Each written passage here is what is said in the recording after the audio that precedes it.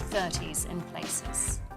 The Midlands should remain dry this afternoon. In the sunshine, it'll be feeling hot. A reminder that the extreme heat warning remains in force throughout today across parts of England and Wales. There'll be some relief for the hot weather near the east coast of England, but inland it'll remain another hot and sunny afternoon with temperatures approaching the mid-30s. A similar story in the southeast with plenty of hot and sunny weather, but further west skies will be hazier with perhaps 1 or 2 showers possible. Further thunderstorms are then likely in the north and west this evening, but staying dry and warm elsewhere, and that's how the weather's shaping up for the rest of the day.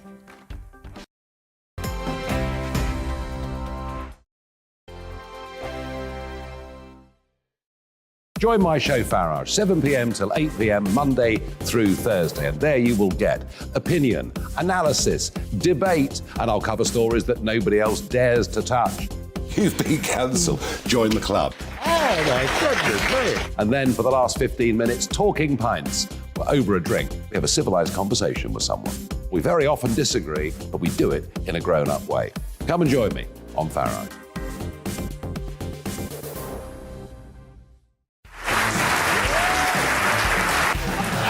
My name is Andrew Doyle. Join me every Sunday evening at 7 p.m. for Free Speech Nation. This is a show where we address current affairs and news stories of the week with the help of 2 wonderful comedian panellists. I brought in comics because I want to give it a lighter edge, and also they work for less. See you there.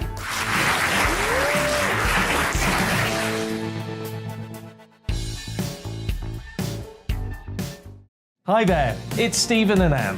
At breakfast from 6 a.m, you'll always be caught up with everything you need to know, the latest headlines, opinions and debates. We'll bring you the good news and the bad, but most of all, we're here for you. Remember, send in your views and let us know what you would like us to talk about. That's because we're your news channel. And every morning at 6 a.m, it's breakfast on GB News.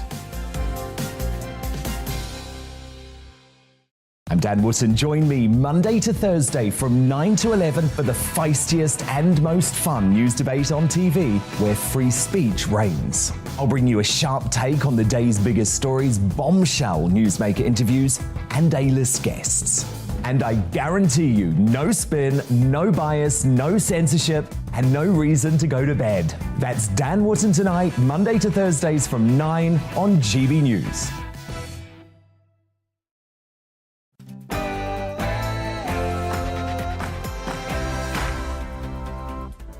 Hello and welcome. This is Real Britain with me, Darren Grimes, on telly, radio and online.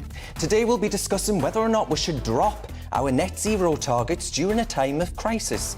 The Conservative MP Mark Francois will join me in the studio to discuss Britain doubling its rocket launcher shipments to Ukraine. And I'll be joined in the studio throughout the show by the Director of the Centre for Migration and Economic Prosperity, Stephen Wolfe. But first, here's the news with Rhiannon Jones.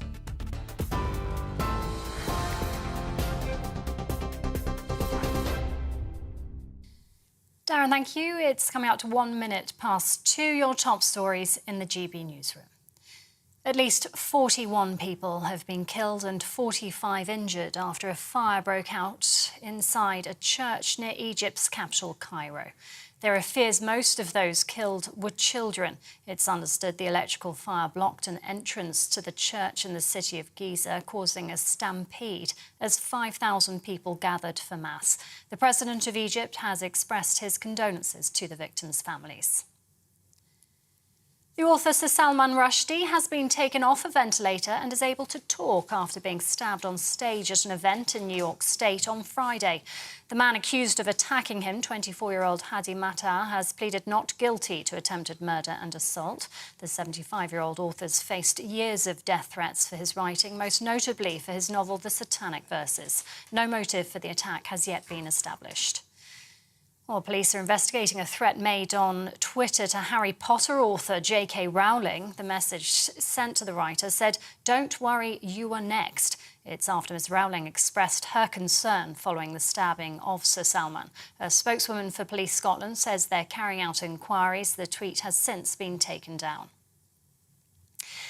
Labour will call for the energy price cap to be frozen at just under £2,000 this autumn as households struggle with the soaring cost of living. Sir Keir Starmer is expected to set out the proposals tomorrow. Tory leadership hopefuls Rishi Sunak and Liz Truss are under pressure to block an expected increase in October to £3,300. Meanwhile, Rishi Sunak set out plans to make Britain what he calls energy secure, including boosting North Sea gas production. The former Chancellor says he'd legislate to make the UK energy independent by 2045 as he vows to ensure there's no repeat of the looming winter crisis. Greg Hands, Minister of State for Business, Energy and Clean Growth, told GB News a long-term plan is essential. But that's also why Rishi Sunak has laid out a comprehensive plan for energy security going forward, making sure we're energy independent within a generation. That takes a long time to make changes on energy. It takes a long time to commission nuclear power plants. It already takes 10 years or more to build an offshore wind farm. So you need to have a long-term plan as well. Rishi Sunak has got that in place. Well, Tory MP Ranil Jayawardena, who's supporting Liz Truss in the leadership race, claims there's been scaremongering around energy prices. He also says the Foreign Secretary plans on creating an emergency budget if she wins. The energy prices are projected at this moment in time. We will know soon, but we don't have the actual figure just yet. So that's a really important point for people. And I do regret that there has been scaremongering from some quarters on this. Second, I do believe that the pause on the energy levy is a really important immediate relief for families with their energy bills, alongside the cut in NI that will help people. But if elected Prime Minister, Liz has also said that she will hold an emergency budget to see what more can be done at that time. More than 20,000 people have crossed the English Channel in small boats so far this year. Government figures show 607 crossings were made yesterday, the third time the daily numbers exceeded 600 since the start of the year. In 2021, over 28,000 crossings were reported for the whole year. In other news, at least 7 people have been injured after a gunman opened fire on a bus in Israel. Shots were fired towards the vehicle heading from the Western Wall to David's tomb in Jerusalem. Local police say the suspect fled the scene before later turning himself in. An investigation is underway. Ukraine's president says Russian soldiers that shoot at the Zaporizhzhia nuclear power station or use it as cover will be designated special targets. Russia has shown no sign of heeding calls from Western nations to pull back from the plant. This as the Ministry of Defence announces Russian forces are likely moving to reinforce their southern offensive, with fierce fighting continuing in the Donetsk region. Over 1,500 people have been urged to evacuate their homes in Spain as large wildfires sweep through the northeast of the country. Around 300 firefighters have been sent to the Moncayo Mountains region to help battle the flames. It comes as hot weather has already seen several wildfires sweep across Europe, with a fire in southwest France happening for another day in a row. A teenage boy has died after going into the sea at Skegness yesterday. Lincolnshire police have said they received 10 calls within 2 hours to report missing people on the coast. That as the heatwave continues today, with temperatures remaining high across parts of the UK, reaching up to 32 degrees. It comes ahead of 3 days of yellow weather warnings for thunderstorms. The Met Office has warned of flash flooding and potential power cuts. This is GB News. We'll bring you more as it happens. Now back to Real Britain with Darren Grimes.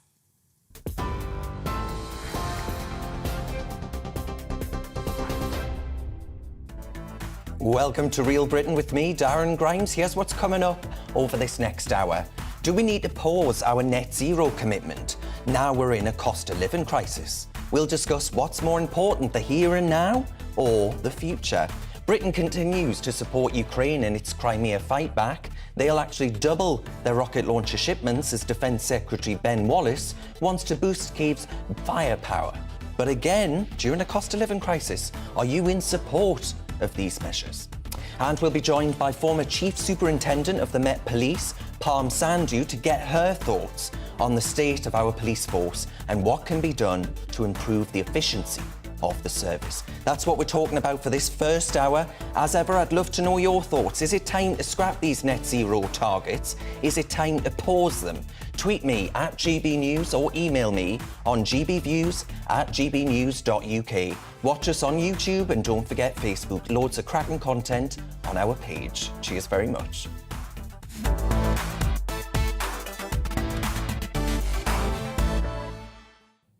Before we get into all of that, though, happily, I can report that, according to his agent, the author Sir Salman Rushdie has been taken off a ventilator and was actually able to talk on Saturday. The man represents values that we all ought to hold dear. He symbolises how free speech is in peril. You'll remember that his novel, The Satanic Verses, was banned in some countries and a fatwa was issued in 1989 on him by Ayatollah Khomeini. Now, the Harry Potter author J.K. Rowling, in tweeting how she felt very sick, as we all did, at the news of the attack on Rushdie, she was actually sent a death threat, warning that she would be next, which the police are now investigating.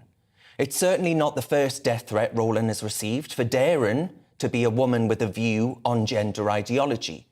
Where are the left wing and the feminist voices rushing to Rowling's aid to defend freedom of speech? Where are the social media hashtags and the protests on the street with all of those banners emblazoned across London for freedom of expression and the right to offend? Across the West today, the free flow of ideas is becoming increasingly problematic. In today's world, anybody who dares voice an idea that goes against the grain, you can lose your livelihood, you can lose your reputation, or worse. Over recent years, we've seen blasphemy laws ushered in by the back door in Britain. The Batley Grammar School teacher that the school suspended for showing a caricature of the Prophet Muhammad to children was a year on. 1 year on after showing a cartoon, was still reported to be in hiding. Again, I ask yous, where were the left-wing voices and our politicians counter-protesting against those outside that school? Counter-protesting the case that this isn't a country in which blasphemy and offence are actions that lead to a loss of livelihood or threats to your well-being. Months ago, we on this channel were covering the pulling of a blasphemous film from cinema chains around the nation, thanks to similar protests. Britain's got to find its backbone. This happens when you just shrug your shoulders and allow freedom of speech to be placed on life support. Free speech means that some will agree and some won't. I know that better than most. I'm more Marmite than many people. And that's how you have actually healthy debate and advanced conversations and discussions around politics and policy. Our ancestors, right, they fought and died for our right to offend, to speak, and for authors like Rowling and Rushdie to be able to have uncomfortable conversations. They were values worth fighting for, and they're sure as hell values worth fighting for now. I know whose side I'm on. Do you?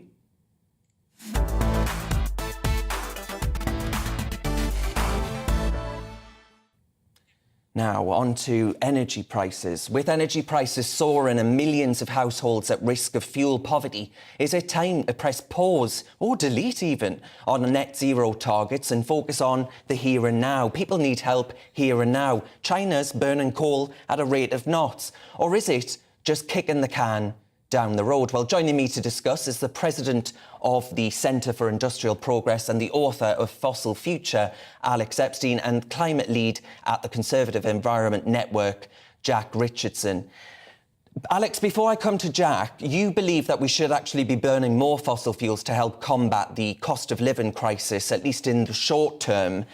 I'm wondering, do you see any viable alternative to not burning fossil fuels at this time? Because people are really struggling.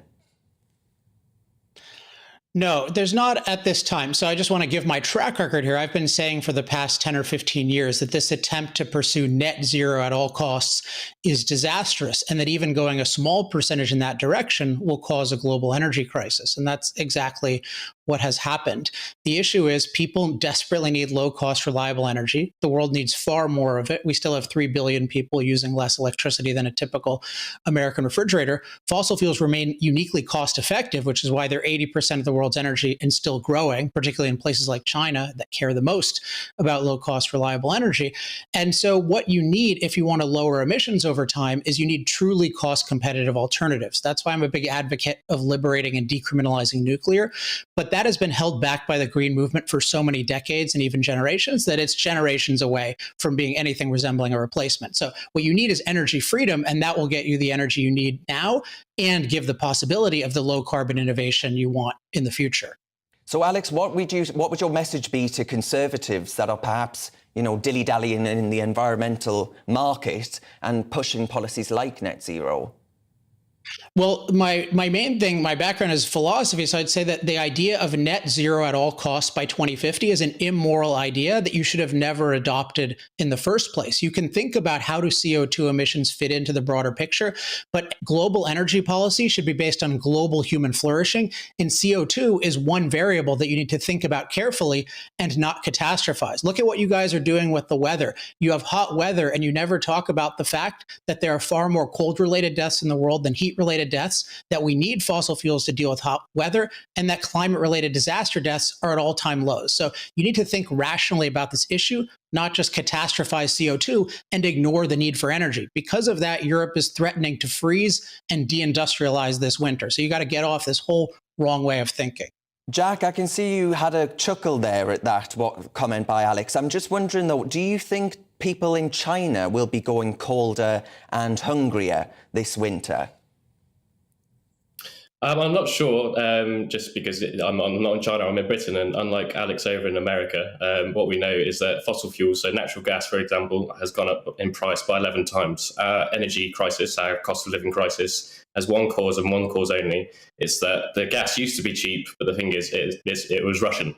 So now that we've lost that supply, gas is no longer cheaper. That's why we're looking at £500 energy bills this winter. In terms of the hotter weather, the fact is that because of our use of fossil fuels, we're going to get more extreme, more frequent heat wave events like this. That's causing drought. We're then going to get food shortages, so people are going to be colder, poorer and hungrier this winter because of fossil fuels. Now, I'm not saying that we have to turn off the taps immediately. It's a transition to 2050. And we can use energy supplies like nuclear. I think that's the difference between a more conservative environmentalist and maybe a more extreme left-wing one like Greta Thunberg. But just one final point on Conservatives racing for net zero. If you have a look at the Australian general election, the Liberal parties on there basically hedged their bets on going on sort of anti-climate platform to try and get votes, and they got absolutely trounced. Because down in Australia, they're really feeling the effects of climate change. I'm sorry, Jack, that's not true, is it? The Conservatives, the Liberal Party in Australia, actually enshrined net zero by 2050 in law. Yeah, I know, but if you look at there was an independent article the other day. It's from an Australian Liberal MP. They said that even though they have done a net zero 2050 ambition, it's not in law, I don't think. They're not going hard enough, and they're basically still saying that they're going to go hard on coal and gas, and that's what's lost in the election.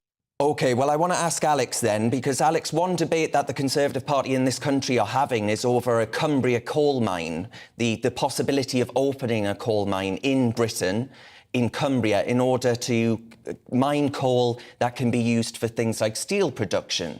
Do you see Jack's argument around fossil fuels actually becoming more expensive than renewable alternatives? So can it really be right that we open a coal mine at this time? I mean, this is the thing. You have the anti-fossil fuel movement. I don't know Jack, but he seems to be part of it in a significant way. They crippled the ability to produce fossil fuels. For the last 15 years, they've been fighting against fossil fuel investment, fossil fuel production, fossil fuel refining, fossil fuel transportation. So they've artificially suppressed the supply. Demand has gone up because their false promises that solar and wind would replace fossil fuels were false, as I've been saying for 15 years. And so the price has gone up. Yes, Russia is part of the situation, and you need to think of that responsibly. But the main thing is we have a global anti-fossil fuel movement that's suppressing the supply of fossil fuels before there's a replacement. And so, of course, you need to open up coal mines. You need to produce more. This is literally, going to lead the world to starvation if we don't reverse course.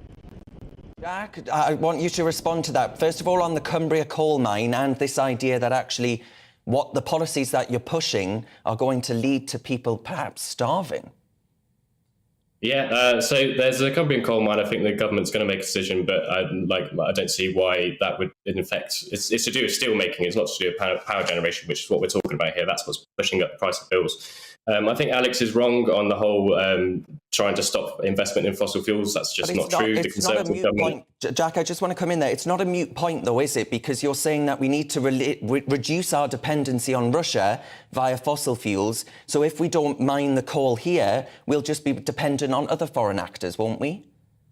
Yeah, but that particular coal mine, 85% of it's going to be exported because it's not high quality enough to use in British steel furnaces. But fundamentally, it's just for steel production, not power production. So that's got nothing to do with the cost of living. If I may, the Conservative government fracking as well.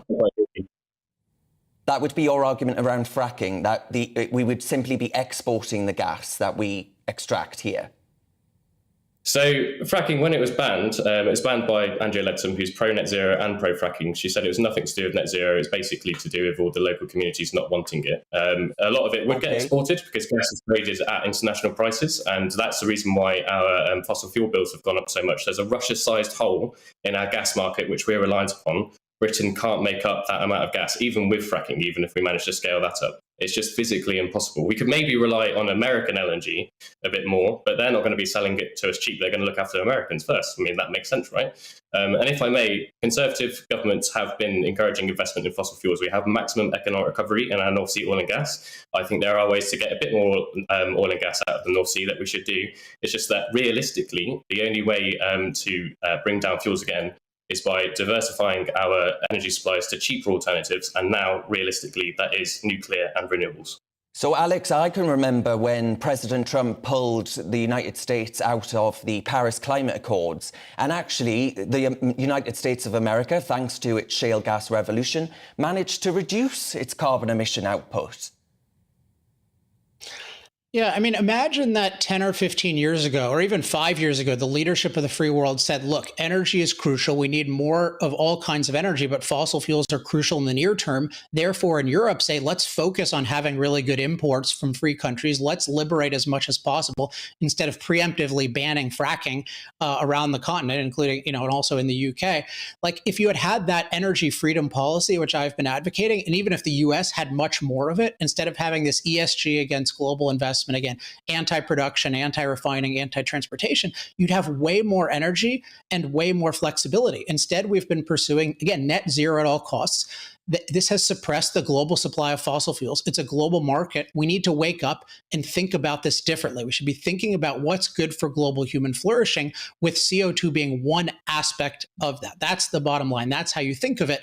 And then you embrace all forms of energy that are actually good.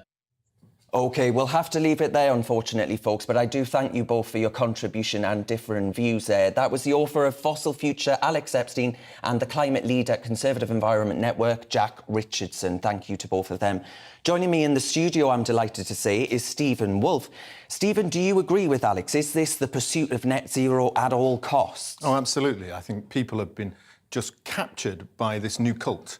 The new cult of the green energy and everything being free and clean and happy and bouncing across fields, when the reality is, as you and I will know, from being in the north, seeing those council estates that we grew up in, there will be millions of pensioners this year who cannot afford to turn on their gas or their electricity or their lights, because people living in wonderful big homes, where I live in Winchester, can afford to do so, but they're promoting this net green zero policies. And my view is we've got to stop it and pause it to allow those people to be able to have cheaper energy so that they can survive the winter. I do not want to see one death in this country caused by people not being able to afford their energy bills. Because Alex has got an important point there where he says, well, hang on a minute.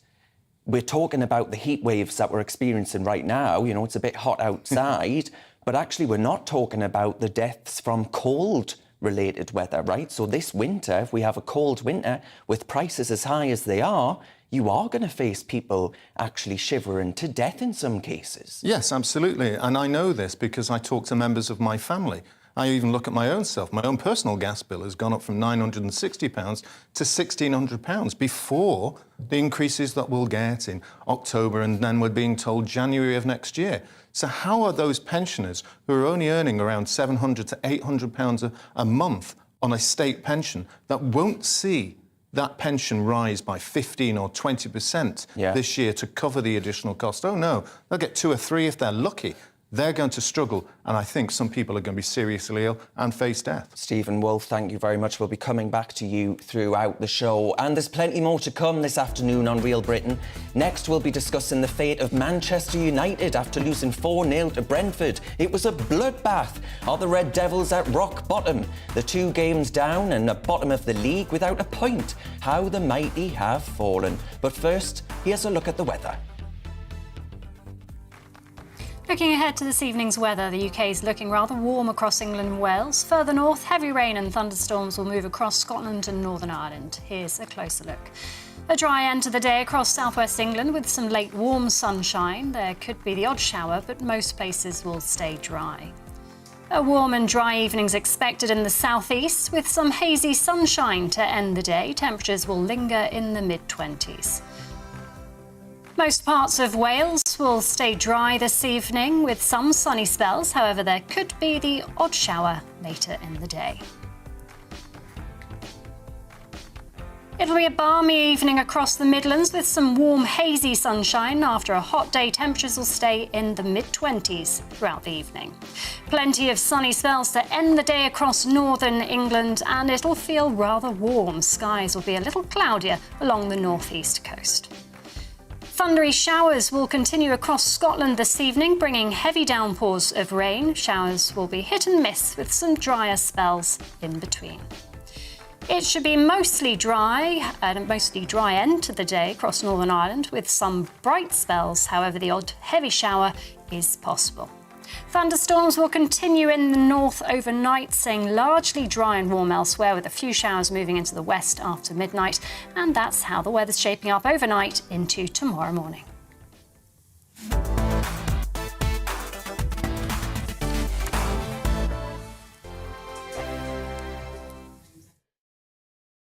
Join my show Farage, 7 p.m. till 8 p.m. Monday through Thursday. And there you will get opinion, analysis, debate, and I'll cover stories that nobody else dares to touch.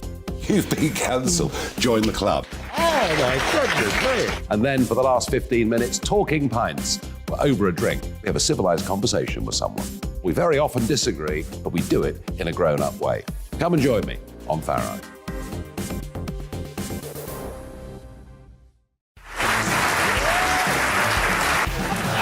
My name is Andrew Doyle. Join me every Sunday evening at 7 p.m. for Free Speech Nation.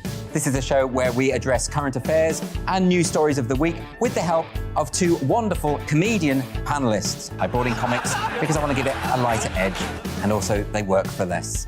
See you there.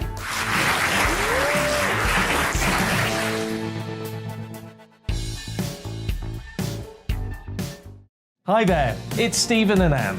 At breakfast from 6 a.m, you'll always be caught up with everything you need to know, the latest headlines, opinions and debates. We'll bring you the good news and the bad, but most of all, we're here for you. Remember, send in your views and let us know what you would like us to talk about.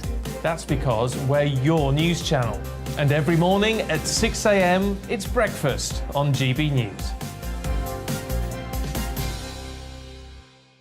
I'm Dan Wootton. Join me Monday to Thursday from 9 to 11 for the feistiest and most fun news debate on TV, where free speech reigns. I'll bring you a sharp take on the day's biggest stories, bombshell newsmaker interviews, and A-list guests. And I guarantee you, no spin, no bias, no censorship, and no reason to go to bed. That's Dan Wootton Tonight, Monday to Thursdays from 9 on GB News.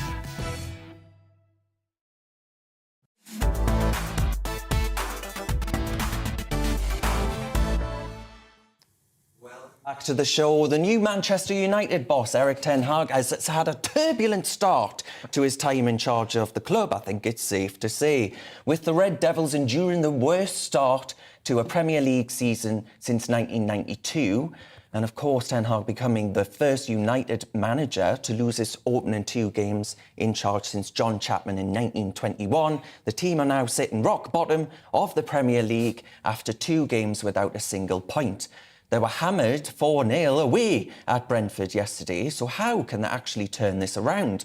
Well, joining me in the studio is GBNews sports broadcaster and shower aficionado, Aidan McLean. We'll get on to that point in a minute. Man United are a bit of a shower, aren't they? You must be clean as a whistle. Aidan, Gary Neville, he said that it was like watching an under-9s football team, and actually I want to ask you, when you've got Ronaldo, purportedly the best player in the world, on the pitch for you, what the hell's going on? I think he's part of the problem, actually. Right. I mean, not only did the saga is proved to be very unedifying throughout the summer. Is he staying? Is he going? He made it clear that he wanted better than Manchester United. He wanted Champions League football. You can see the situation. He's 37, 38 years old. He's only got a limited time left in the game. You can understand him wanting to go, but you don't just force your way out of the club like that. Also, it hasn't worked. Nobody wants him. Nobody wants him at the numbers that he's kind of commanding. So, lo and behold, he's still at Man United. But if you're there as a pro, and he's not a young kid, he's a senior pro, he's been through a lot. He has a certain exalted status within that club. And yet the way he's behaving at the moment, Darren, you know, you saw him yesterday, slumping his arms down by his sides, not happy with the players around him and the quality around him. I mean, like, if you're the best player in the world, supposedly, then you lead by example. You drag the rest with you. That's what the top players do. That's what Diego Maradona did with Argentina in 1986. His teammates weren't up to his level, but he dragged them over the line and made them win the World Cup. Now, not the same situation here. We're talking 36 years on or whatever, different time, different set of circumstances. But you're looking to your top players to lead by example. He didn't even go and acknowledge the away support yesterday. It came down from Manchester and everywhere else they come from. Man United have a global fan base to West London, and they got absolutely hammered. In 35 minutes, the job was done. Brentford took their foot off the pedal after that. And this is a manifestation of problems over 9 years. When I lived in Manchester and I covered Man United for the News of the World, day in, day out, I travelled all over the world with them, Darren. I was always told that the whole place will fall apart when Sir Alex Ferguson retires. I thought, no, they've built too much here. It's too big. It's too big to fail. But then he left. And then suddenly, bit by bit, it was almost immediate, actually, the fall. They never got close to winning a Premier League title since then.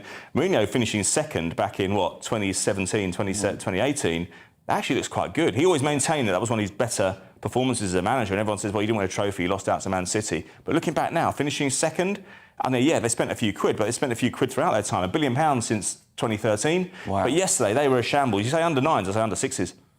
Well, I mean, that's pretty strong stuff. But Brentford, are they resurging from well, they've never really... Listen, I'm a QPR fan, and they were more recently been our rivals. They've overtaken QPR now. But historically, Brighton, who United lost to last week, and Brentford are lower division clubs, really, for most of their time. What Brentford and Brighton have done is they've shown Man United's... Basically, they're not I wouldn't say inexperience or the latter inexperience, but probably their inefficiency in the transfer market. Brentford sign players based on statistics. They have old school scouting networks around the world. They find undervalued players. They don't play top of the market. They buy low, sell high. Oldest trick in business if you want to be successful. United just don't do that. In addition, Brentford and Brighton sign players. And somewhere along the line, it's good old-fashioned, good quality coaching, because otherwise, how do you improve players? You can't just throw them in and play games. You've got to work with them in the week. United don't seem to be doing any of this. And now Erik Ten Hag has come in this summer. Yes, you've had the Ronaldo situation, but they can't get Frenkie de Jong out of Barcelona because he's owed some money to leave on a deferred payment. But it used to be that if you were a big enough club, you could prize a player out of that club. Yeah. If you were United, you could get anyone out of any club, especially Sir Alex Ferguson's time. Erik Ten Hag has worked with Frenkie de Jong in the past. Not even he can pull him to Manchester United. They're not in the Champions League, so they're competing with Liverpool and Manchester City and other clubs around Europe who are in the Champions League. They're finding it very difficult to attract players. That's why they haven't really got, apart from Christian Eriksen, and of course they had Martinez at centre-back yesterday. He's 5'9". In modern football, you can't have a 5'9" centre-back going up against really aggressive strikers. I mean, there was one ball that came over and they were beaten on the line just in an aerial duel, and the guy who actually got it over the line, Ben Mee, isn't even that tall. But surely we're not talking about relegation, are we? Look, I mean, listen, I don't think that's further down the line. I don't think it will happen, but I think even at this early stage, Erik Ten Hag might have a fight for his future, because in a social media-dominated world, in a time when football clubs are hypersensitive and you've got a global fan base, you lose. They're playing Liverpool next. They're going to lose that game. That's going to be 3 defeats at the start of the season. After that, it gets a little bit kinder in terms of the fixtures. But everyone thought they'd beat Brighton. Everyone thought they'd beat Brentford. There are no givens with Manchester United right now. Well, speaking about that pressure from social media, do you reckon the fans are going to turn on the owners? Is that what? Well, they already have. They already have. See, they never liked the owners in the first place. To be fair to Man United fans, they were astute enough to get on their backs back in 2005. They knew that a leveraged buyout and loading debt on the club was going to lead to problems further down the line. They were an educated fan base and they knew the situation. It's come to pass now. It wasn't a problem between 2005 and 2013 because the team was winning in those 8 years. The 9 years since then has characterised systemic decline, and in that period as well, yes, Arsenal have declined, they're showing signs of coming back, but Tottenham have got better, Man City have certainly got better, Newcastle have got better because they've got the Saudi investment, Liverpool have got better as well. So that's been happening in the background as well. But yeah, I mean, the fans are against them anyway. And Gary Neville's complaint yesterday was that they've never really put their own money into the club. They've loaded debt onto the club. The money has been generated by the club itself. Now, United's a cash cow, so that's a sign of a sustainable business. I don't see the problem with that, but sooner or later, Dan, the stadium needs updating. Yeah, that's going to cost could cost between 600 and £1 billion, and the training ground, massive infrastructure projects that needs to be undertaken. Absolutely. So, daunting times for Man United fans. Indeed. But I'm wondering though, Aidan, I want to ask you about this shower because we're all being told, aren't we? But we're still on Man United. We're not anymore. We're not anymore. This idea that you can only have a 4-minute shower, you this morning tried to test this out on breakfast. Can you do it? Yeah, of course you can. Yeah, I mean, I went on holiday in Hastings as a child and there was a limit of 7 minutes. The water just switched off after 7 minutes. There's me getting my kit off there with Paul Hawkins. That's the invitation. Aidan's getting his kit off. And I'm showing there's my feet down there. So you can see a bit of dirt on my heels there. I had to scrub those off a little bit later on. I think I might need a pumice rock to get rid of some of the dead skin. But yeah, 3 minutes 19 I did it in. It was my second shower of the day, so it wasn't me being really economical. It was for the purposes of the exercise. I've just dried my hair there, you can see. I've got branded towels as well. I mean, man of the people, and I've got branded towels. I mean, I'm blowing my cover, aren't I? You are. But you can do it. I believe so, yeah. I believe so. And why wouldn't you? I mean, it means you could probably have an extra 15 minutes in bed. Wait, and save a few bob. Absolutely, yeah. We need to. Anyway, lads, we'll leave it there. I'll be back with Stephen Wolfe in a moment, though. Folks, you're with GB News on telly and radio. Next, we'll be joined by the Conservative MP Mark Francois to discuss the ongoing support that we're providing to Ukraine. First up, though, it's time for a check on the news headlines with Rhiannon Jones.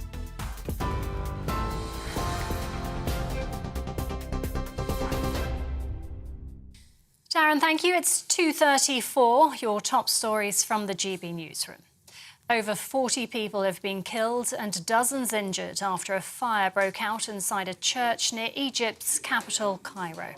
There are fears many of those killed were children. It's understood the blaze blocked an entrance to the church in the city of Giza, causing a stampede as 5,000 people gathered for Mass. The author Sir Salman Rushdie has been taken off a ventilator and is able to talk after being stabbed on stage at an event in New York State on Friday. The man accused of attacking him, 24-year-old Hadi Matar, has pleaded not guilty to attempted murder and assault. The 75-year-old author's faced years of death threats for his writing, most notably for his novel The Satanic Verses. No motive for the attack has yet been established. More than 20,000 people have crossed the English Channel in small boats so far this year. Government figures show 607 crossings were made yesterday, the third time the daily numbers exceeded 600 since the start of the year. In 2021, over 28,000 crossings were reported for the whole year. One person has died and at least 20 are injured after 2 explosions destroyed a fireworks warehouse in the Armenian capital of Yerevan. The warehouse was located in a shopping mall. Over 1,500 people have been urged to evacuate their homes in Spain as large wildfires sweep through the northeast of the country. Around 300 firefighters have been sent to the Moncayo Mountains in Zaragoza to battle the flames. The extreme hot weather has already seen several wildfires sweep across Europe. TV online and DAB+ radio, this is GB News. Don't go anywhere. Darren will be back with Real Britain in just a moment.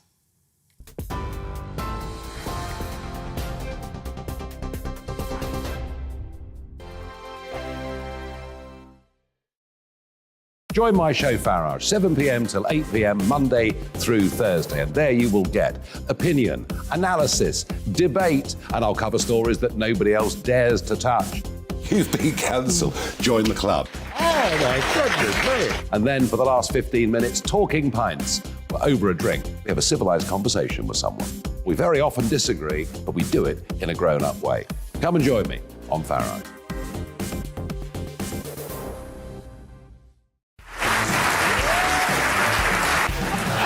My name is Andrew Doyle. Join me every Sunday evening at 7 p.m. for Free Speech Nation.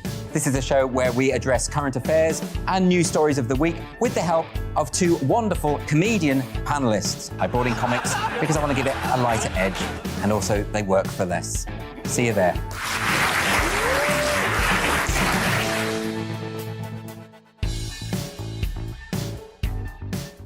Hi there, it's Stephen and Anne.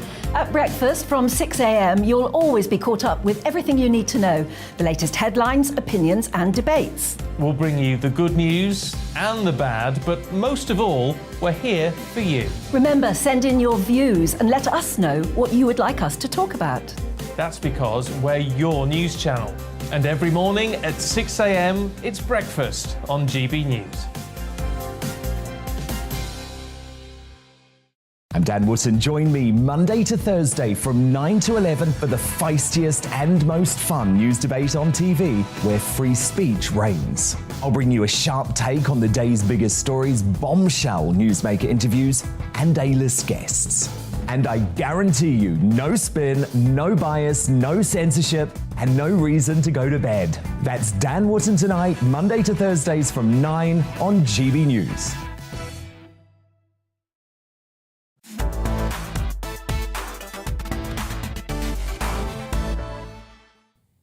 Welcome back to Real Britain with me, Darren Grimes. Now, Defence Secretary Ben Wallace, he's announced this week that the UK will double the number of long-range rocket launchers being sent off to Ukraine. The announcement came as Ukrainian special forces launched a surprise attack against a Russian airbase in Crimea, destroying several fighter planes and exposing the ineffectiveness of Russia's air defences. Well, with me in the studio to discuss this is the Conservative MP for Raleigh and Wickford, Mark Francois, who sits on the Defence Select Committee, and of course Stephen Wolfe by my side, Director of the Centre for Migration and Economic Prosperity.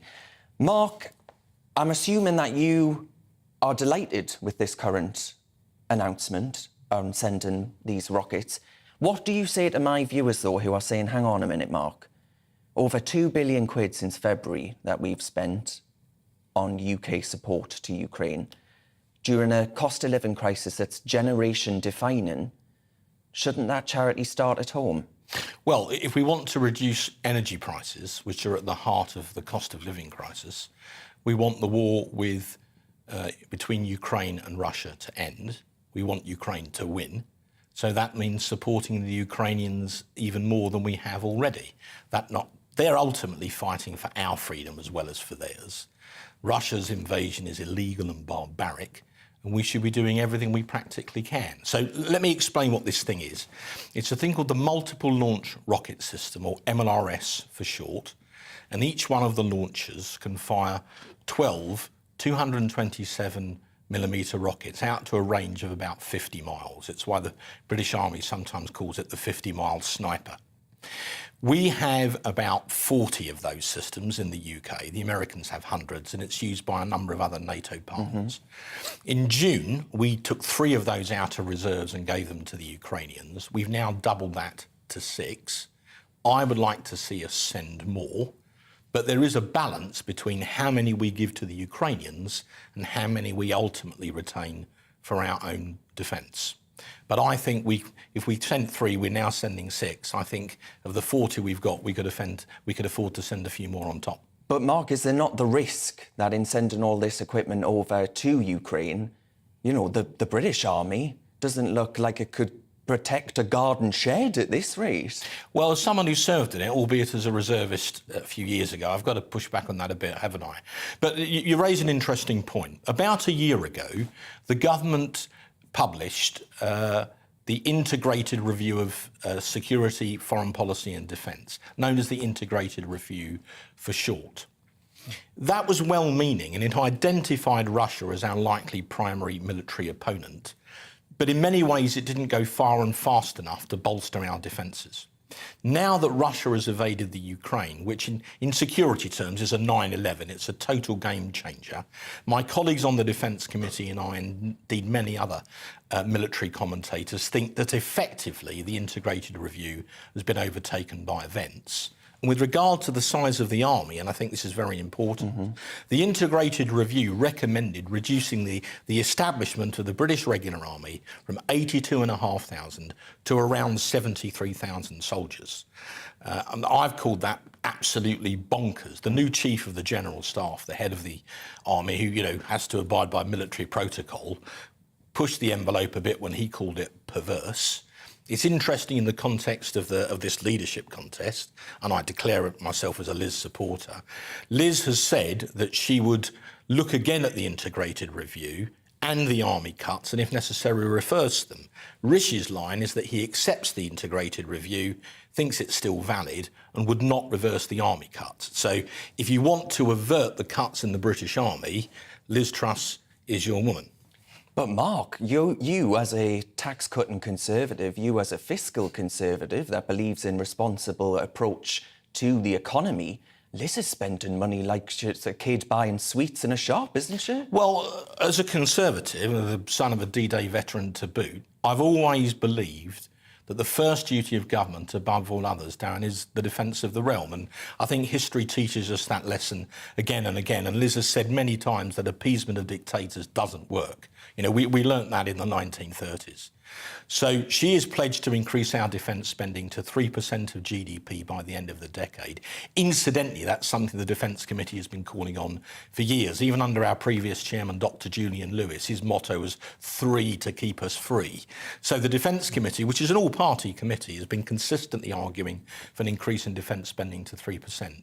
And I'm very pleased to see that Liz Truss has agreed to match that. Rishi simply won't agree to match that, because ultimately, if you can't provide for the defence of yourself and your allies, you have nothing.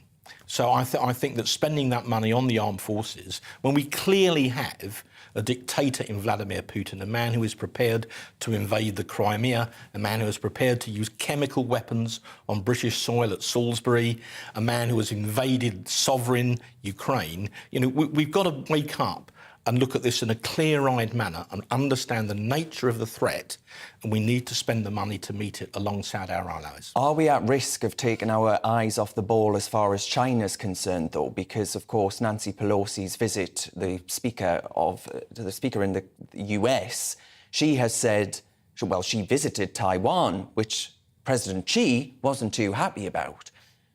Are you worried about moves by China to beat its chest, perhaps, as far as Taiwan's concerned? Well, look, they are both totalitarian states, but of a slightly different kind. But it's the same in one way. If you protest, demonstrably against the Russian government or the Chinese government, there's a very good chance that you're going to knock on the door at 3 o'clock in the morning and you'll never be seen again. We have the benefit, which we should never take for granted, of living in a free country where people can come on your show and debate these points of view one way and another. And I think sometimes my countrymen just take that for granted. Unfortunately, my dad died when I was 14, but he drummed into me as a man who'd been at D-Day, son, never ever take living in a free country for granted. And I've tried never to forget that, because I thought as someone who was a D-Day vet, if you like, you had a right to say it. So we should never ever take our democratic values for granted. And I think we're right to be wary of both Russia and China. In some ways, Russia is closer to home. But if you look at the totalitarian regime in China and their economic power, that's something we need to worry about. So in essence, we need to guard against both, but that costs money. It does indeed. And I'm wondering then, do you think we ought to be spending that money, though, on things like, we're talking about boots on ground, which is the way in which the invasion of Ukraine has actually been fought. But modern warfare, though, as you well know, Mark, on the committee, can be fought through other channels in this day and age, cyber warfare and things like that. Should we not be saying, well, hang on, traditional forms of warfare, wars won't be fought like that anymore, and start bolstering other areas? Well, what you want is a mixture of capabilities in all these different domains, sea, air, land, space, cyber. You want strong defences in all of those areas. But the Chief of the General Staff gave a very good speech at RUSI a few years ago where he said, quote, "You can't cyber your way across a river." So, satellites can give you marvellous imagery from up in space, but they can't defend ground. So what you need in modern armed forces is a complete mix of those capabilities. As the committee I serve on has pointed out, there are areas where we could spend that money better. We've got a light tank programme called Ajax, which we described as a debacle. So I'm not saying for one moment that we couldn't spend better the money that we spend. Happy to come on here another time and go into that in great detail. But I think what we do need to do is to spend more and then spend that money which we spend more wisely in order to get, if you like, a force multiplier effect. Stephen Wolfe, just briefly, if you would, are you proud to be British in the response that we have offered during this time? I'm proud of the fact that we've had people who are willing, as Mark has said, to defend freedom. And one of the cultural and important parts of being British. And I think that's something that we should be extremely proud of. I think what we also have to be very, very aware of is that, yes, we're going to be sending weapons off to the Ukraine, but I see what's happening in China as much more significant. There are those in the US that felt that it's quite important to break Russia from being an ally to China. And this would mean allowing Ukraine to be a Vietnam of modern times, to drag Russia down, make them economically weak, so giving us the strength and time to go against China. I think China has actually looked at what's happened, and they're bringing their issues towards Taiwan much earlier. And that will cost us a lot more. Well, yeah, terrifying stuff. But Mark Francois, I thank you for coming into the studio to give us your thoughts and expertise. And of course, Stephen Wolfe, will be hearing more from him throughout the show. Next up, though, in this week's Spectator magazine, the columnist John Oxley compared the ongoing Conservative leadership election to well-trained pilots making error after error as they try to prevent a plane crash and save their passengers from impending doom. So never mind a cost of living crisis. Is there a crisis at the heart of the Conservative brand? Well, joining me live is the former Conservative Minister, Anne Widdecombe. Anne, thank you very much for your time. Anne, what do you think of the current Conservative Party? Because you famously left the party. You're no longer a member. No, I'm not. I left it over the debacle over Brexit and the complete betrayal of the referendum result under Theresa May. And when the Brexit Party finally did achieve Brexit and dissolved itself, I didn't join the New Reform Party, but I certainly was never going to go back to the Conservatives. What I want to see from conservatism is a devotion to freedom. It's the end of the cancel culture. That is what I want to see. That is what I consider to be one of the most important issues. But all the arguments are about taxes, and that's important. But I think there are other things which are important as well, and none more so than freedom. Absolutely, because, I mean, the conversations have very much been centred around pound and pence and not perhaps on the values of the Conservative Party and what it actually stands for. Do you think, Anne, the Conservative Party, perhaps it's pulling in two different directions? There are two coalitions within the party itself, and that those two coalitions are pulling apart to such an extent that it's just forgotten who it is? Well, all major political parties are coalitions. The Labour Party is a coalition, the Conservative Party is a coalition, because you have a very broad range of view linked by certain common values. And one of those common values used to be the liberty of the individual. Not just the economic liberty of the individual, but the political liberty of the individual, the religious liberty of the individual.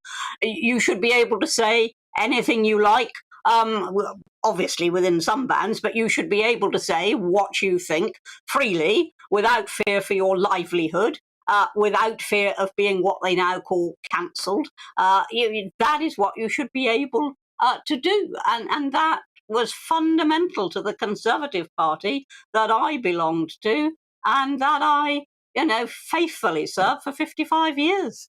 Yes, and I wonder, just reflecting ever so slightly on the terrible attack of Salman Rushdie, Do you actually think politicians, because I mentioned at the start of the show that actually politicians were pretty loath to speak out in the case of the Batley Grammar School teacher, remember that one? And of course, over recent months, we've heard debates around blasphemy as far as films are concerned, with films being pulled from cinema chains, not being shown because of a few protests. Do you think actually the Conservative Party should be much more robust in challenging this kind of nonsense? Yes, but I don't think it's just the Conservative Party. I don't think it's just government in general. I think it's also, all of us citizens need to be a lot more robust. Institutions need to be a lot more robust, instead of which they appear to have been taken over completely by this woke culture. And of course, there should be a much sharper recognition that a lot of the trouble is caused by disproportionately few people.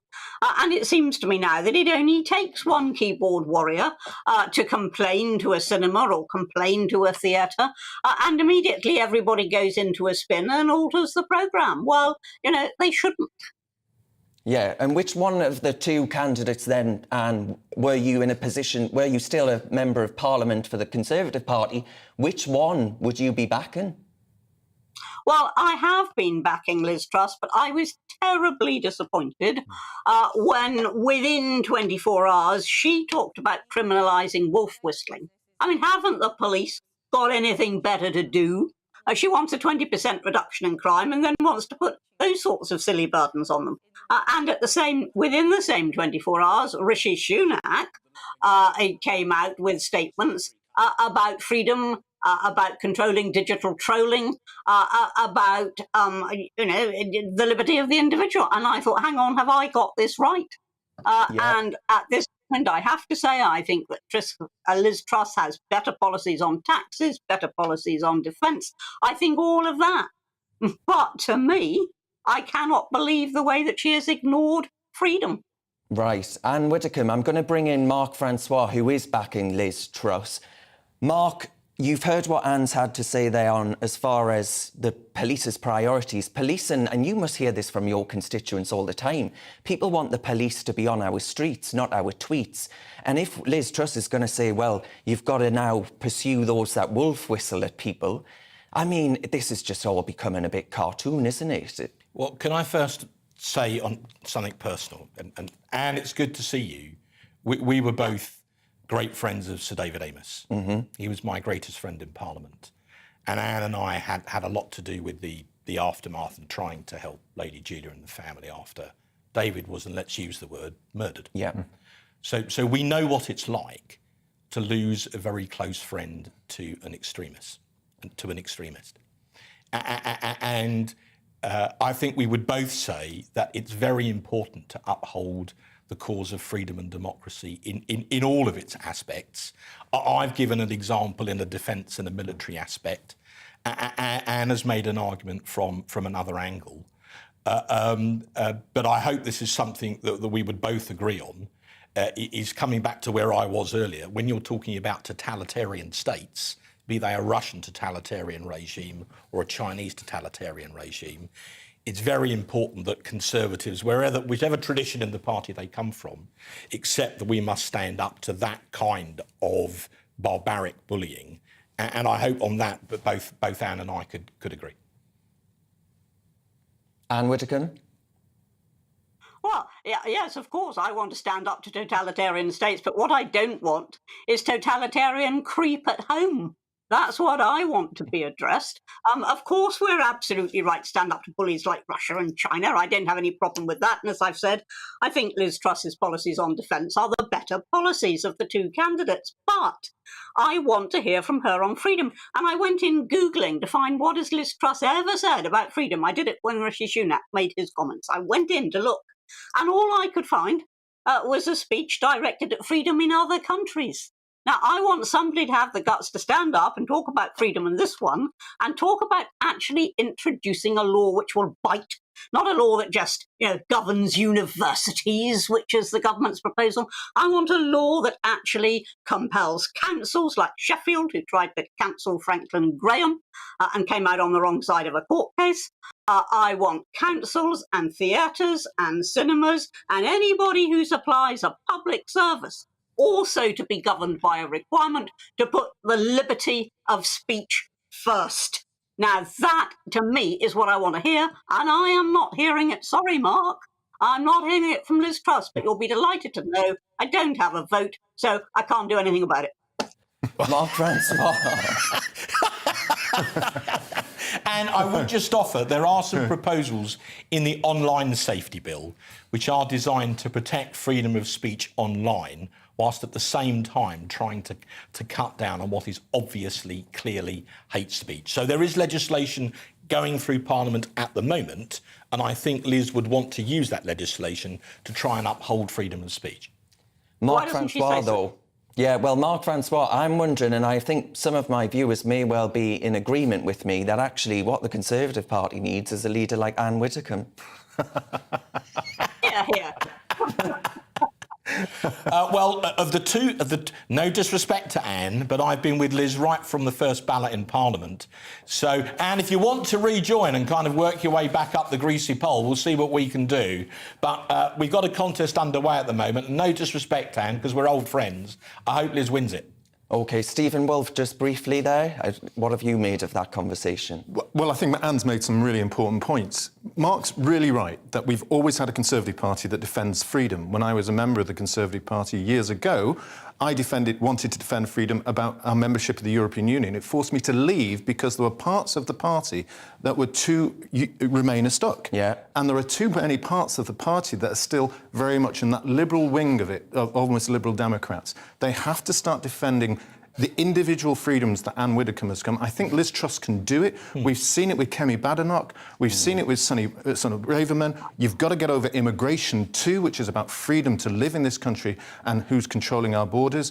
The Conservative Party needs to come back to faith, family and flag in the way that they were in the 40s, 50s, 60s and 70s. I mean, the immigration point, we didn't even touch on that, but over 20,000 people this year so far have come over the English Channel. It's borderless Britain. It's quite something. But we're going to have to leave the conversation there, I'm afraid.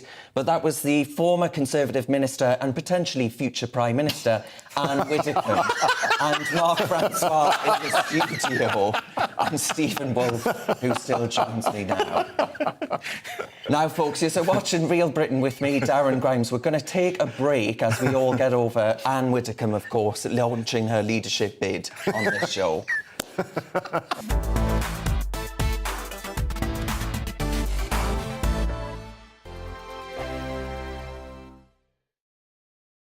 Join my show Farage, 7 p.m. till 8 p.m. Monday through Thursday. And there you will get opinion, analysis, debate, and I'll cover stories that nobody else dares to touch. You've been cancelled. Join the club. Oh, my goodness me. And then for the last 15 minutes, talking pints. We're over a drink. We have a civilised conversation with someone. We very often disagree, but we do it in a grown-up way. Come and join me on Farage.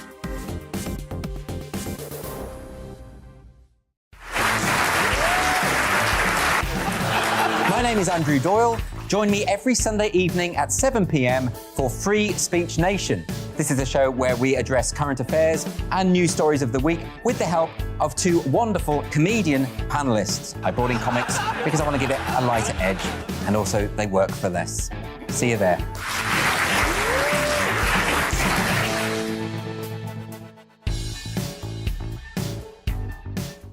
Hi there, it's Stephen and Anne. At breakfast from 6 a.m, you'll always be caught up with everything you need to know, the latest headlines, opinions and debates. We'll bring you the good news and the bad, but most of all, we're here for you. Remember, send in your views and let us know what you would like us to talk about. That's because we're your news channel. And every morning at 6 a.m, it's breakfast on GBNews. I'm Dan Wootton. Join me Monday to Thursday from 9 to 11 for the feistiest and most fun news debate on TV, where free speech reigns. I'll bring you a sharp take on the day's biggest stories, bombshell newsmaker interviews, and A-list guests. And I guarantee you, no spin, no bias, no censorship, and no reason to go to bed. That's Dan Wootton Tonight, Monday to Thursdays from 9 on GB News.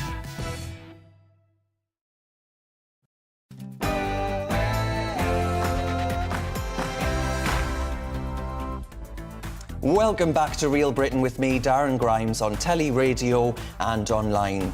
In this next hour, how do you feel about teachers threatening to strike over pay? Also, is it time for Brits to think harder about their booze intake? And does our benefit system need an overhaul? I'll be joined in the studio throughout the show by the Director of the Centre for Migration and Economic Prosperity, Stephen Wolfe. But first, folks, here's the news with Rhiannon Jones.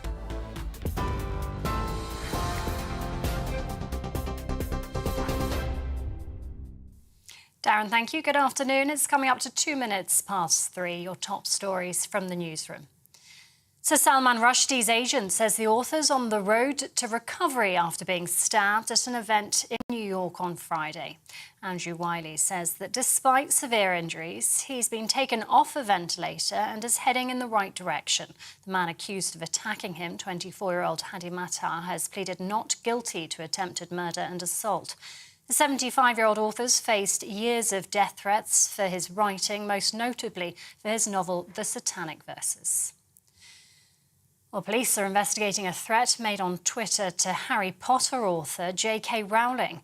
The message sent to the writer said, "Don't worry, you are next."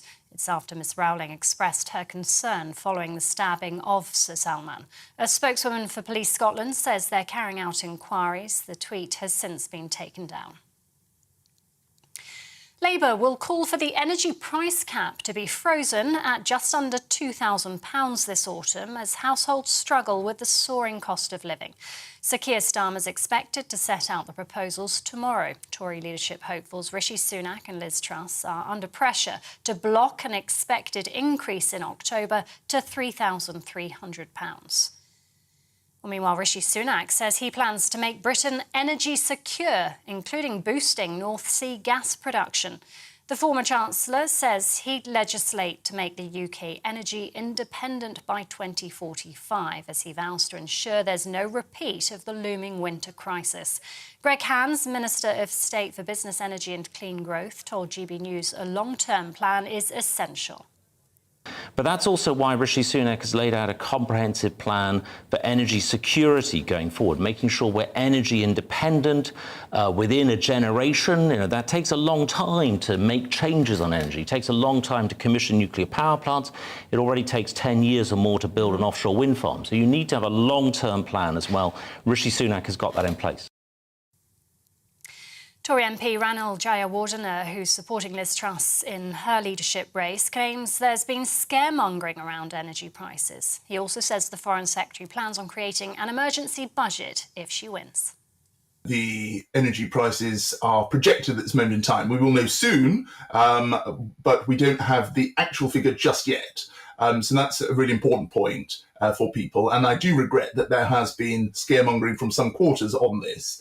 Second, I do believe that the pause on the energy levy is a really important immediate relief for families with their energy bills, alongside the cut in NI that will help people. But if elected Prime Minister, Liz has also said that she will hold an emergency budget to see what more can be done at that time. More than 20,000 people have crossed the English Channel in small boats so far this year. Government figures show 607 crossings were made yesterday. That's the third time the daily numbers exceeded 600 since the start of the year. In 2021, over 28,000 crossings were reported for the whole year. At least 41 people have been killed and 45 injured after a fire broke out inside a church near Egypt's capital, Cairo. There are fears most of those killed were children. It's understood the electrical fire blocked an entrance to the church in the city of Giza, causing a stampede as 5,000 people gathered for Mass. Over 1,500 people have been urged to evacuate their homes in Spain as large wildfires sweep through the northeast of the country.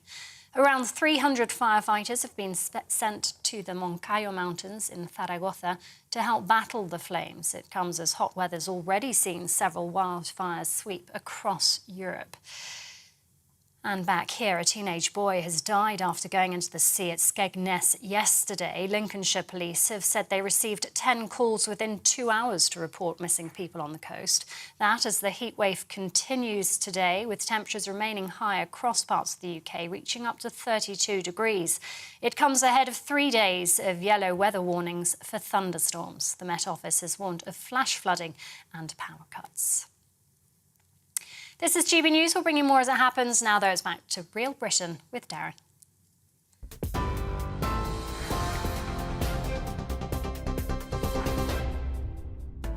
Welcome back to Real Britain with me, Darren Grimes. Here's what's coming up over this next hour.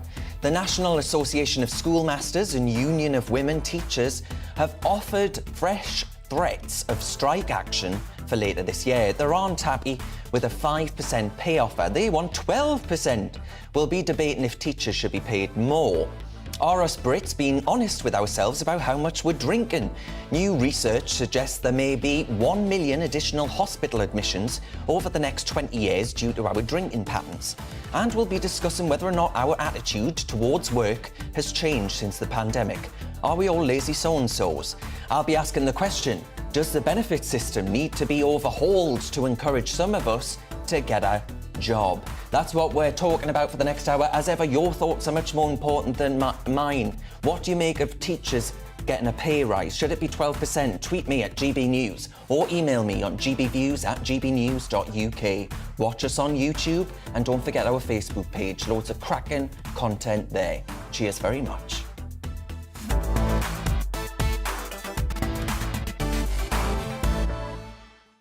So staying on that topic then, the National Association of Schoolmasters and Union of Women Teachers have issued fresh threats of strike action for later this year. 7 out of 10 members said a 5% pay offer should be rejected because they want an inflation-busting 12% rise. The Department for Education has said that a 5% offer is a responsible solution that wouldn't lead to sustained higher levels of that inflation. So are teachers right to refuse the pay rise and threaten to go on to strike? Well, joining me to discuss this is the author Laura Dodsworth and Michael Pike, a spokesperson for the Campaign for State Education. Michael, I'll start with you. Teachers, of course, they've been on the back foot, you might say, during the pandemic. They've had to navigate working remotely and all the rest of it. Does this explain why you reckon they deserve a pay increase? Well, first of all, let's not use the word deserve. If you pay people according to what they deserve, nurses would be paid a lot better than water board bosses, for example, water company bosses. But it doesn't work like that. Now, if you look at the actual situation teachers are in, since 2010, when the Conservatives came to power, and this is according to the Institute for Fiscal Studies, who are far from being a lefty organisation, in real terms, teachers' pay has declined by around about 8.5%. So this 12% that they're asking for will still leave them, in effect, worse off than they were in 2010.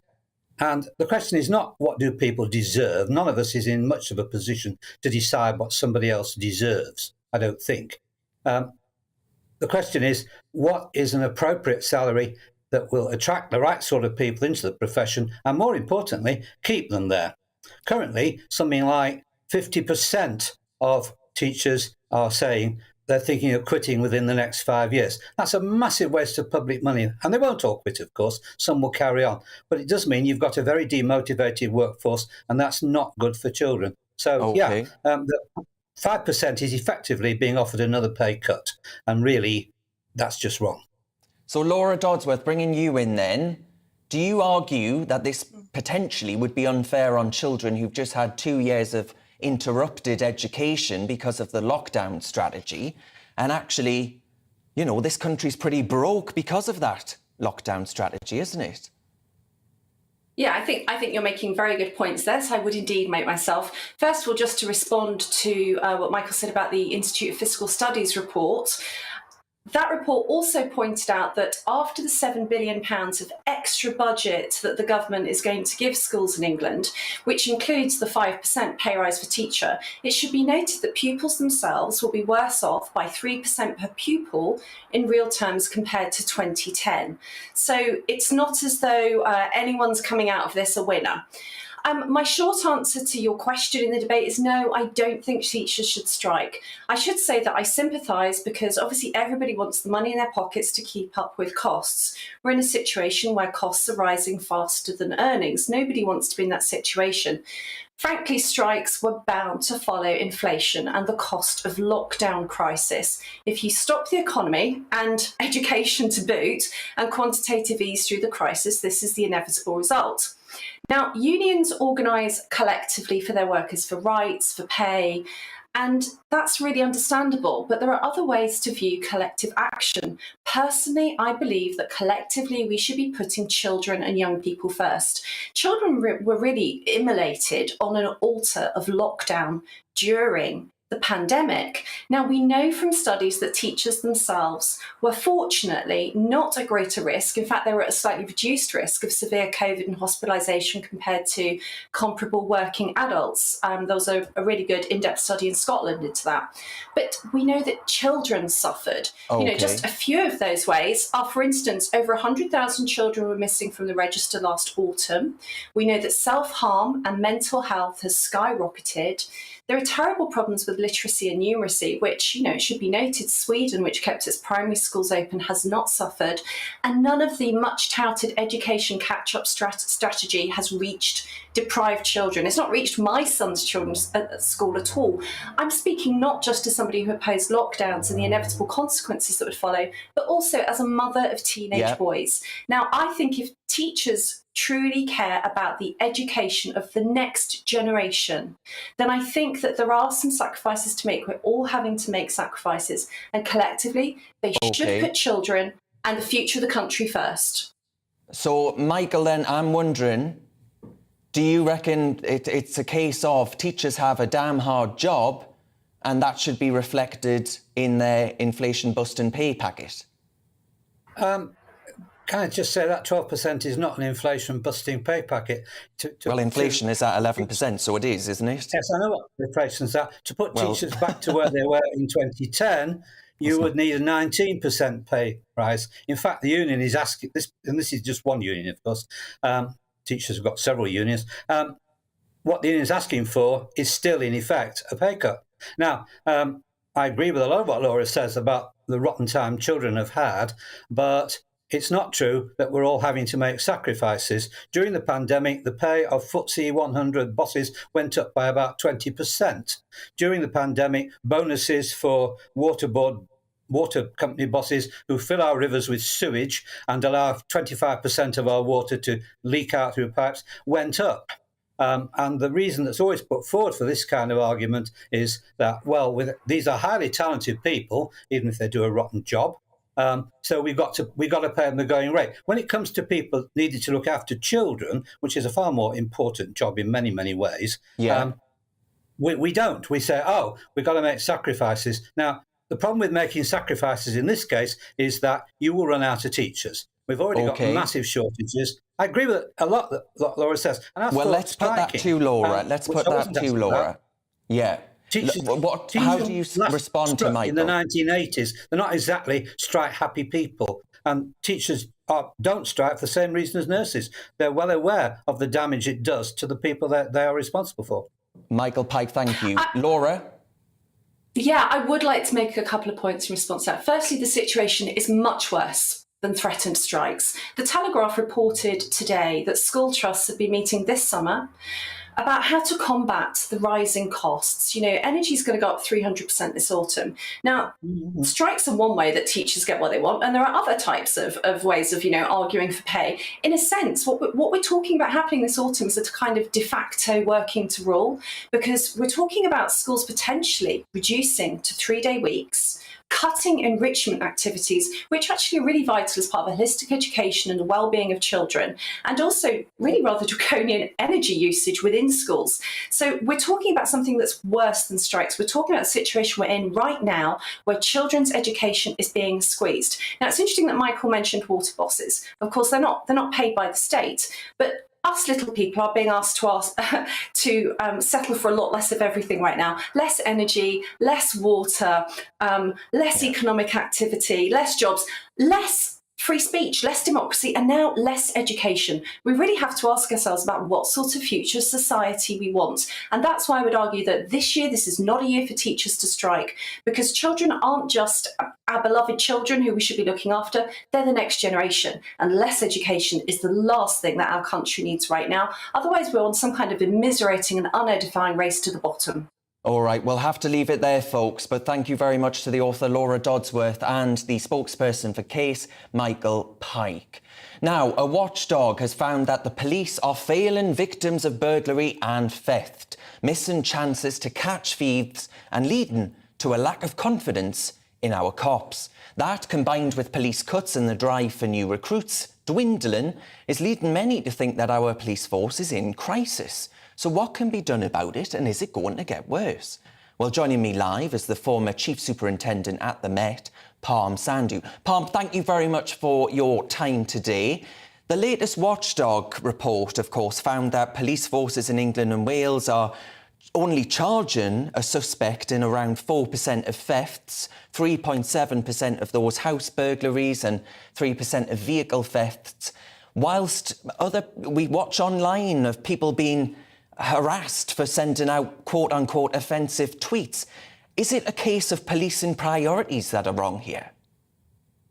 Andy Cook is the new boss of the police watchdog. He's only been in post for a few months, and I'm really pleased that he is standing front and centre and saying enough is enough. Members of the public want a police officer to turn up when they're burgled. They want that police officer to give them advice about forensics, about whether or not the people have left behind fingerprints, and then they want crime prevention advice. They're not getting that, and the reason that they're not getting that is because of police priorities. Police don't routinely attend burglaries. They don't routinely attend when you had your car stolen or even when you've been robbed. So they don't routinely attend. It's only if you've got additional evidence, which could be CCTV, witnesses, that they will attend. So quite often, those crimes that you report will be written off by the call handler. So when you dial 999, that person's going to ask you a list of questions, and then they're not going to send anybody. So that crime is not going to be solved. And the figures that you've mentioned are absolutely appalling. And I think it's really good that you've got a chief constable who is now standing up and saying, no, this needs to stop. Policing needs to go back to basics. And you hit the nail on the head there, because police officers are dealing with things that they didn't deal with 20 years ago or 30 years ago. They are dealing with the Twitter arguments. They are dealing with issues of mental health. They're dealing with issues around missing children or missing people. Police officers didn't do that 20 or 30 years ago, and now their job description has been expanded so much so that they can't do those basics. Yeah, Parm, would you go as far as to say in this country we have effectively decriminalised theft? I wouldn't say we've decriminalised theft. I do think that we need to reevaluate the resources that we've got, as in policing, and as public, as members of the public, decide what do we want our police forces to do. Because when you look at the figures, last year, 53%, that's more than half of the crimes reported were about cyber crimes and fraud. So that's people sitting in their own homes who are being robbed of their life savings, their bank accounts are being raided, and they haven't even left their homes. So do we want police officers to deal with that increase in crime, or do we actually want them to be dealing with the party gates, the beer gates, you know, I don't know, even the fixed penalty notices that were given to the women at the Sarah Everard vigil? Do we want police officers dealing with that, or do we want them to come to your house when you've been burgled and reassure your mum? And do you want your relatives to be able to pick up the phone and know that they're going to get a response? Absolutely, and I'm sure all of my viewers are screaming at the telly right now that, yes, they want their police to focus on their priorities. I'm wondering then, what do you make of politicians and future leadership hopefuls like Liz Truss saying what she would do is criminalise cat calling, so the police have an extra offence to police? Is this all just getting a bit silly? I actually think it's quite shocking that anybody believes that you can prosecute somebody for catcalling. So you've got a person in a car or a van or something who's just catcalled. How are you going to find them? How are you ever going to track them down? And when you look at sexual offences, we only charge, in this country, we're only charging between 1.3 and 1.5% of rapists. So, and it takes 18 months to 2 years to get that rapist to court. So where on that scale is somebody who's wolf whistled or, presented that sort of behaviour? Where are they going to be? And is our criminal justice system, are the courts going to be able to deal with it? Let's be real here. Let's be real and actually say what we want, what is acceptable and what is achievable. That is not achievable. If you speak to any practitioners, any police, criminal justice type people, that's not going to happen. It's great headline grabbing and it does start that conversation about behaviours, but it's not doable. So, Palm, do you reckon a lot of coppers who are currently in the force right now will be perhaps watching this on their phones or whatever and saying, absolutely, I want to get on with doing things exactly like we've discussed. I don't want to be out there saying to somebody, oi, mate, I think you've tweeted something that someone else finds offensive. I actually want to be doing what I got involved with the police force to do in the first place, which is to fight proper crime. Well, it's funny that this is the conversation after your previous one, because police officers aren't paid fantastically. They don't join for the money. They join because they want to help people. And the majority of police officers are good, caring individuals. They are there for the right reasons. And with the police officers that do walk the streets, they go to work. They want to take those bad guys to court. They want to have a successful prosecution. And when they're sitting behind desks doing reams and reams of paperwork with no end result, knowing that that person who called police yesterday still hasn't been visited, it just tears you apart as a police officer. And even as an ex-police officer, I still mentor people. And the conversations that I'm having with my mentees is, we're not allowed to do policing because we're being taken off to be on a squad that's dealing with fixed penalty notices for this offence or that offence. It's just ridiculous. It is. I couldn't agree more. But thank you very much for your time. We'll have to leave it there. That was the former Chief Superintendent at the Met, Palm Sandu. Now, plenty more to come this afternoon on Real Britain.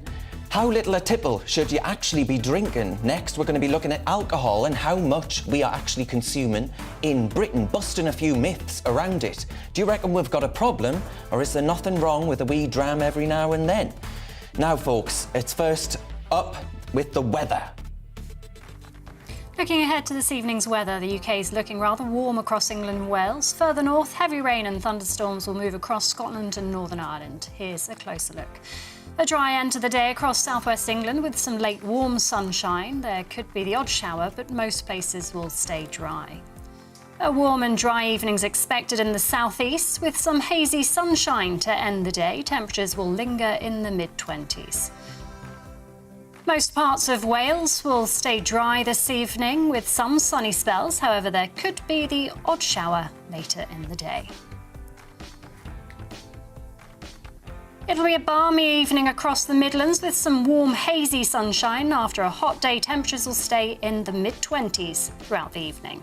Plenty of sunny spells to end the day across northern England, and it'll feel rather warm. Skies will be a little cloudier along the northeast coast. Thundery showers will continue across Scotland this evening, bringing heavy downpours of rain. Showers will be hit and miss with some drier spells in between. It should be mostly dry end to the day across Northern Ireland with some bright spells. However, the odd heavy shower is possible. Thunderstorms will continue in the north overnight, staying largely dry and warm elsewhere with a few showers moving into the west after midnight. And that's how the weather's shaping up overnight into tomorrow morning.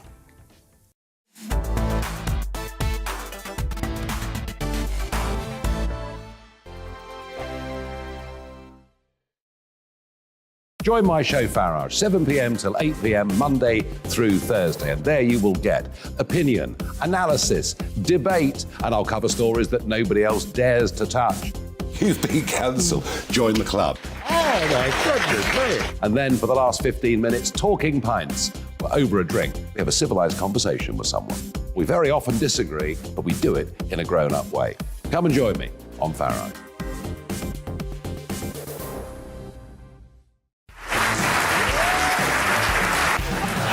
My name is Andrew Doyle. Join me every Sunday evening at 7 p.m. for Free Speech Nation. This is a show where we address current affairs and news stories of the week with the help of two wonderful comedian panellists. I brought in comics because I want to give it a lighter edge, and also they work for less. See you there.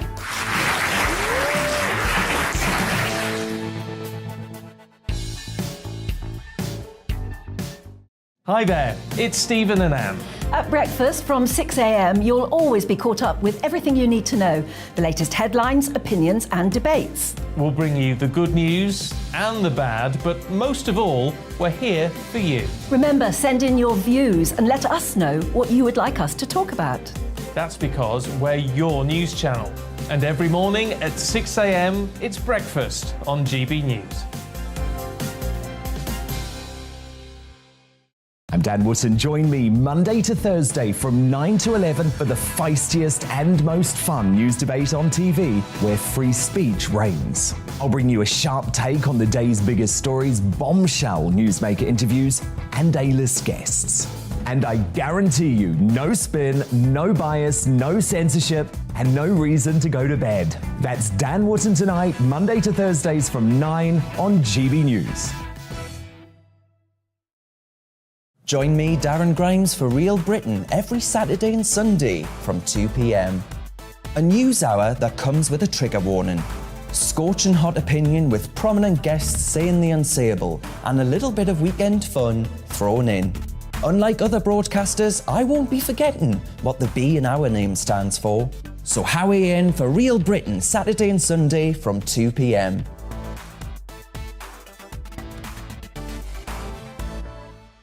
Hello, I'm Michelle Dewberry, and you can join me every weekday 6 till 7 on Jubes and Kerr. Me and my panel will get stuck right into the day's events, and I can tell you, in fact, I can warn you, expect some robust debates, some strong opinions and perspectives from both sides of the fence. It's about you at home as well. I love to read out all of your comments, or at least as many as I can. So join me, Michelle Dewberry, Monday to Friday, 6 till 7 on Jubes and Kerr.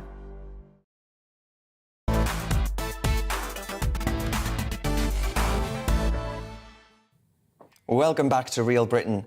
Now, data released from the University of Sheffield suggests that in the worst case scenario, there might be 1 million additional hospital admissions over the next 20 years due to our regular drinking patterns.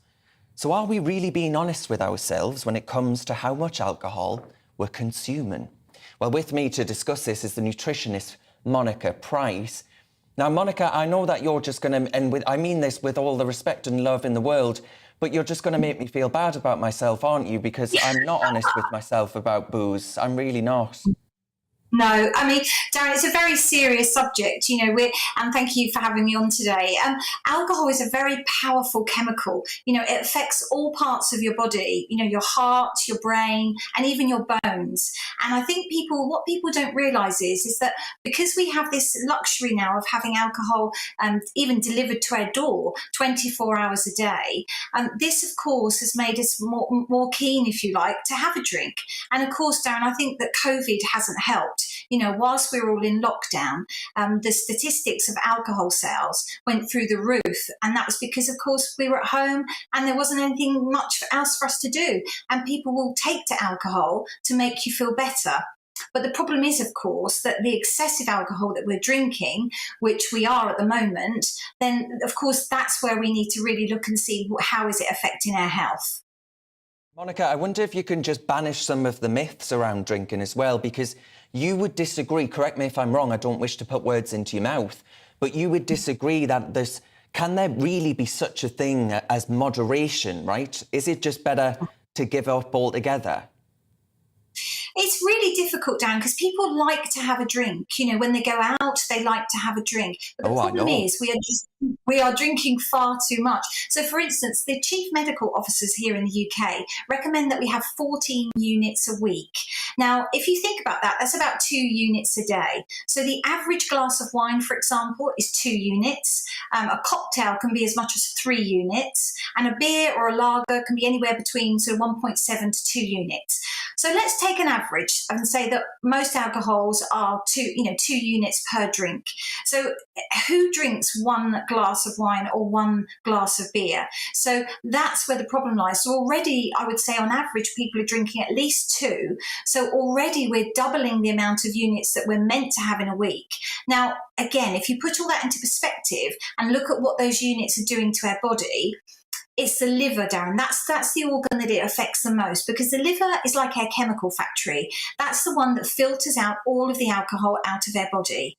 And it takes the liver about 1 hour to filter out 1 unit of alcohol. So that's why when you wake up in the morning and you've had, a lot to drink, you've been out on a binge drink perhaps, and you've had lots of socialising and you're feeling great, but you wake up in the morning and you have this awful hangover. It's because simply the liver hasn't had time to process that alcohol. So that's the reason why you wake up thinking, I really don't feel bad today. And there lies the problem, because if you continue to do that on a regular basis, your liver is put under extra stress. And that's where the problem is. So what do you say to those that might well say, well, Monica, I don't know how I would go out with my mates to the pub and not have a drink, right? We live in such a culture where drink is part and parcel of everyday life. So what advice would you give to people that are saying, I hear what you're saying, I want to do all I can for me liver, but I'm worried about the social implications of that? Yeah, again, Darren, it's a really good point. Now, for instance, I don't drink. So because I don't drink, and that's just a personal choice. That's nothing to do with the fact I don't like alcohol. I used to drink loads of alcohol when I was younger. I don't drink now. Now, because I don't drink, often when I go out and then I'm in a social surrounding, I'm exactly the same. People say, go and have a drink. I don't drink, so I won't have a drink. It's all about just saying to yourself, I'm not going to do this just because you want to drink. That's absolutely fine, but I don't need to have a drink today. And what I would suggest, if you find yourself, if any of your viewers are watching now, Darren, and thinking, actually, oh my gosh, I drink a lot of drink, perhaps maybe more than 2, 3, 4 units of alcohol a day, then ask yourself, can you just moderate that a little bit? So some people can do it either way. Some people will say, no, I'm going to stop, and they'll just stop straight away. Other people will say, I'm going to slow down. So do whatever's best for you. But certainly, if you really want to look after your health, just say to yourself, I'm not going to have that alcohol drink. Or even when you're out socially, perhaps have 1 or 2 alcoholic drinks and then just go back to a soft drink. Yeah, cutting down. I think we all perhaps could do with that lesson. But that was the nutritionist Monica Price. I thank you very much for your time. Now, folks, you're still with GB News on telly, radio and online. Next, we're going to be discussing the benefits system. Does it need a complete overhaul to actually encourage more people to get a job? Now, though, it's time for a check on the news headlines with Rhiannon Jones.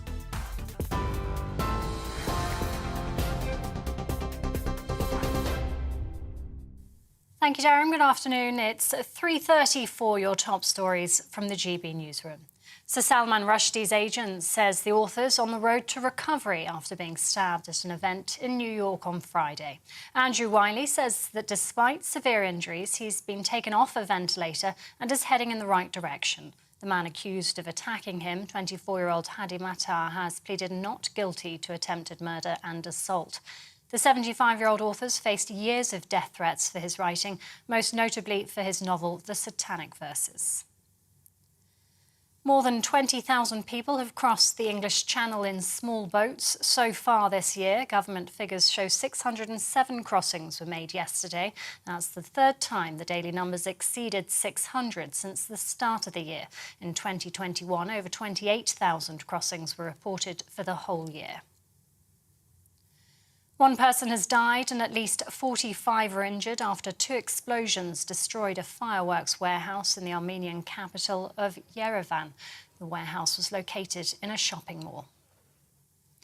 A teenage boy has died after going into the sea at Skegness yesterday. Lincolnshire police have said they received 10 calls within 2 hours to report missing people on the east coast. Temperatures will remain high across parts of the UK today, reaching up to 32 degrees as the heat wave continues. It comes ahead of 3 days of yellow weather warnings for thunderstorms. TV online and DAB+ radio, this is GB News. Don't go anywhere. Darren will be back in just a moment.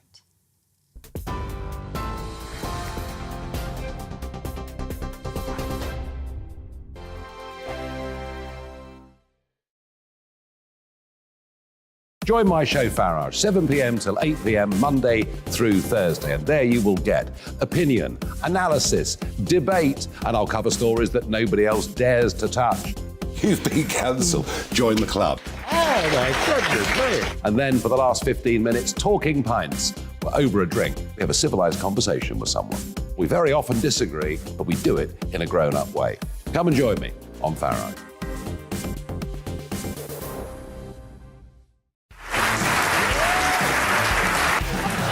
My name is Andrew Doyle. Join me every Sunday evening at 7 p.m. for Free Speech Nation. This is a show where we address current affairs and news stories of the week with the help of two wonderful comedian panellists. I brought in comics because I want to give it a lighter edge, and also they work for less. See you there.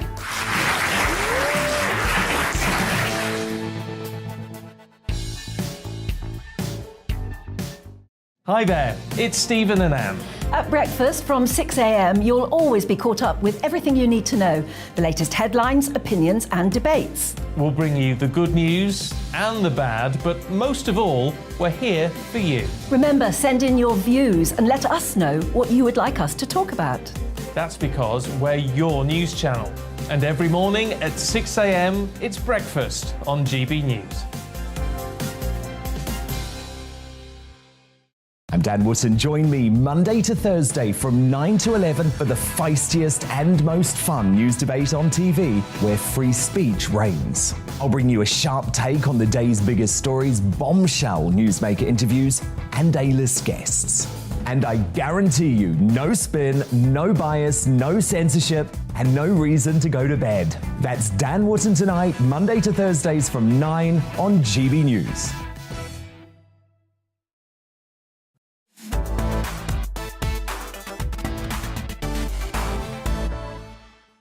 Welcome back to Real Britain. I want to talk to you about Welsh First Minister Mark Drakeford for now.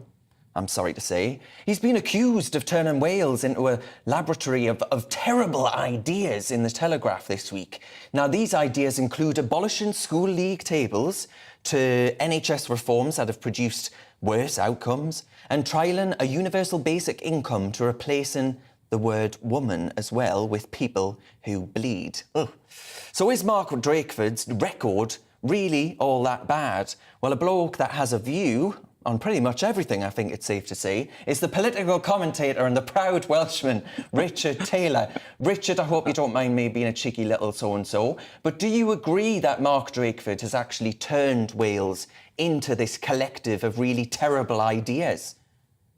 Well, Darren, I couldn't agree more. Cara Kennedy, who wrote the article for the Telegraph, I've read it, and everything she said is absolutely true. And she was attacked by Hugh Edwards, a very known presenter, BBC presenter, Welsh presenter across the nation, as you know, for BBC, criticising her, yet he didn't even read the article correctly. I mean, she pointed out his failures as the First Minister, introducing things like 20-mile-an-hour speed limits across Wales, introducing universal basic income, which is to say to give £1,600 a month to people coming out of care at the age of 18, and hopefully that will help them then on the road to somehow making something of their lives. The whole idea of what Mark Drakeford was doing in Wales is absolutely appalling.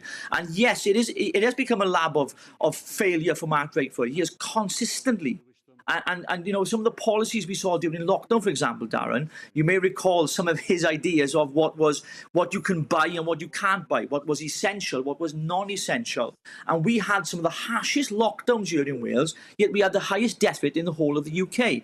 And Mark Drakeford has consistently always used this as an excuse to blame Westminster for his failures. He's never accepted responsibility, and he always offsets it and blames Westminster for his and his government's failures here in Wales. Yeah, but do you not think, though, the Welsh people, you're still pretty much behind Mark Drakeford? He must be doing something right.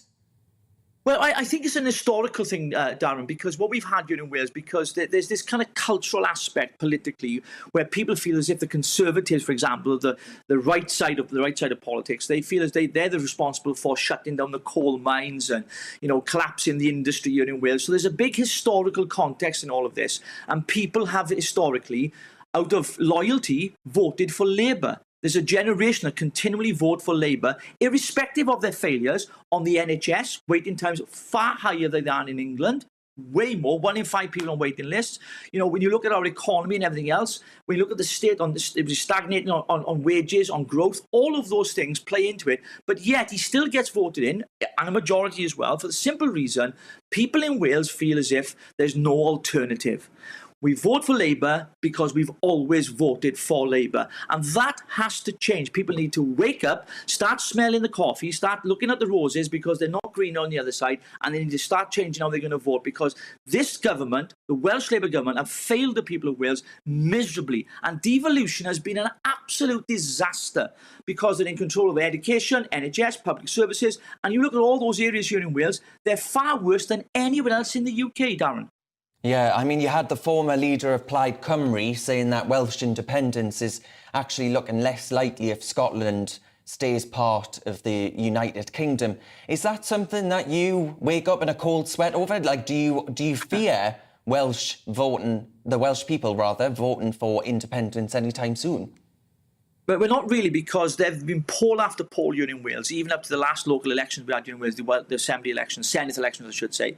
And poll after poll showed that people were in favour more of getting rid of the Senate, getting rid of the Welsh Parliament, and returning powers back to Westminster than they were for Welsh independence. Because what we have to remind people here, Dan, is if Wales was to go down the road of independence, there would be a £13 billion deficit. And that, to me, is fiscal suicide. We couldn't afford it. You know, the English taxpayer covers a lot of our costs here in Wales. And if we were to go independent, it would be a disaster for the people of Wales. So I don't think that there's an appetite for it in Wales. Certainly from the people I've spoken to and people I know, people aren't interested in being independent. They want to be part of the Union. They want to be part of Britain. That's what we're, 4 nations together. That's what we're about. That's what we're part of. And I fear that there is a sense that our people are out there, out of a cultural, patriotic sense of being Welsh. So I speak Welsh. I'm a passionate Welshman.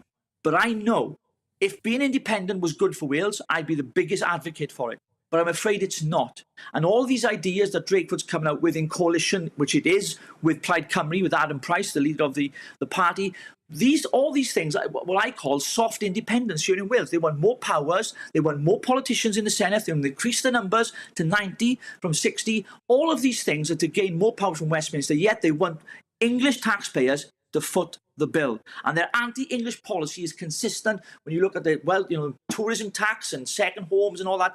It's just crazy. Mark Drakeford is out of touch with people and he's lost the plot. Richard, I think actually devolution has been good for England in the sense of you've got the SNP in Scotland coming up with all kinds of crazy ideas. You've got Labour in Wales coming up with all kinds of crazy ideas. So we get to experience what life would look like if we adopted policies like universal basic income, Richard, which surely only encourages people to stay at home. Well, absolutely. And I think, when Keir Starmer's tried to promote Mark Drakeford to say, he's a pin-up boy for the Labour Party, when you look at some of their policies here in Wales, they're absolutely, they've failed. I mean, there's no infrastructure, there's no entrepreneurial spirit about businesses here in Wales. We don't want to build any more roads. The M4 Relief Road was a massive thing here in Wales. And, when you look at businesses, they don't want to come to Wales.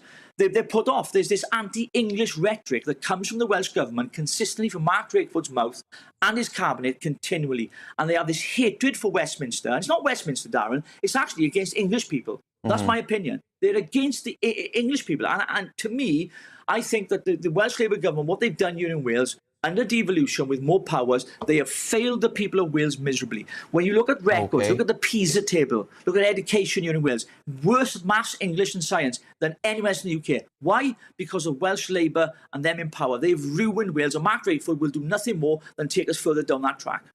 Robust stuff as usual. Political commentator Richard Taylor, I thank you very much for your thoughts there.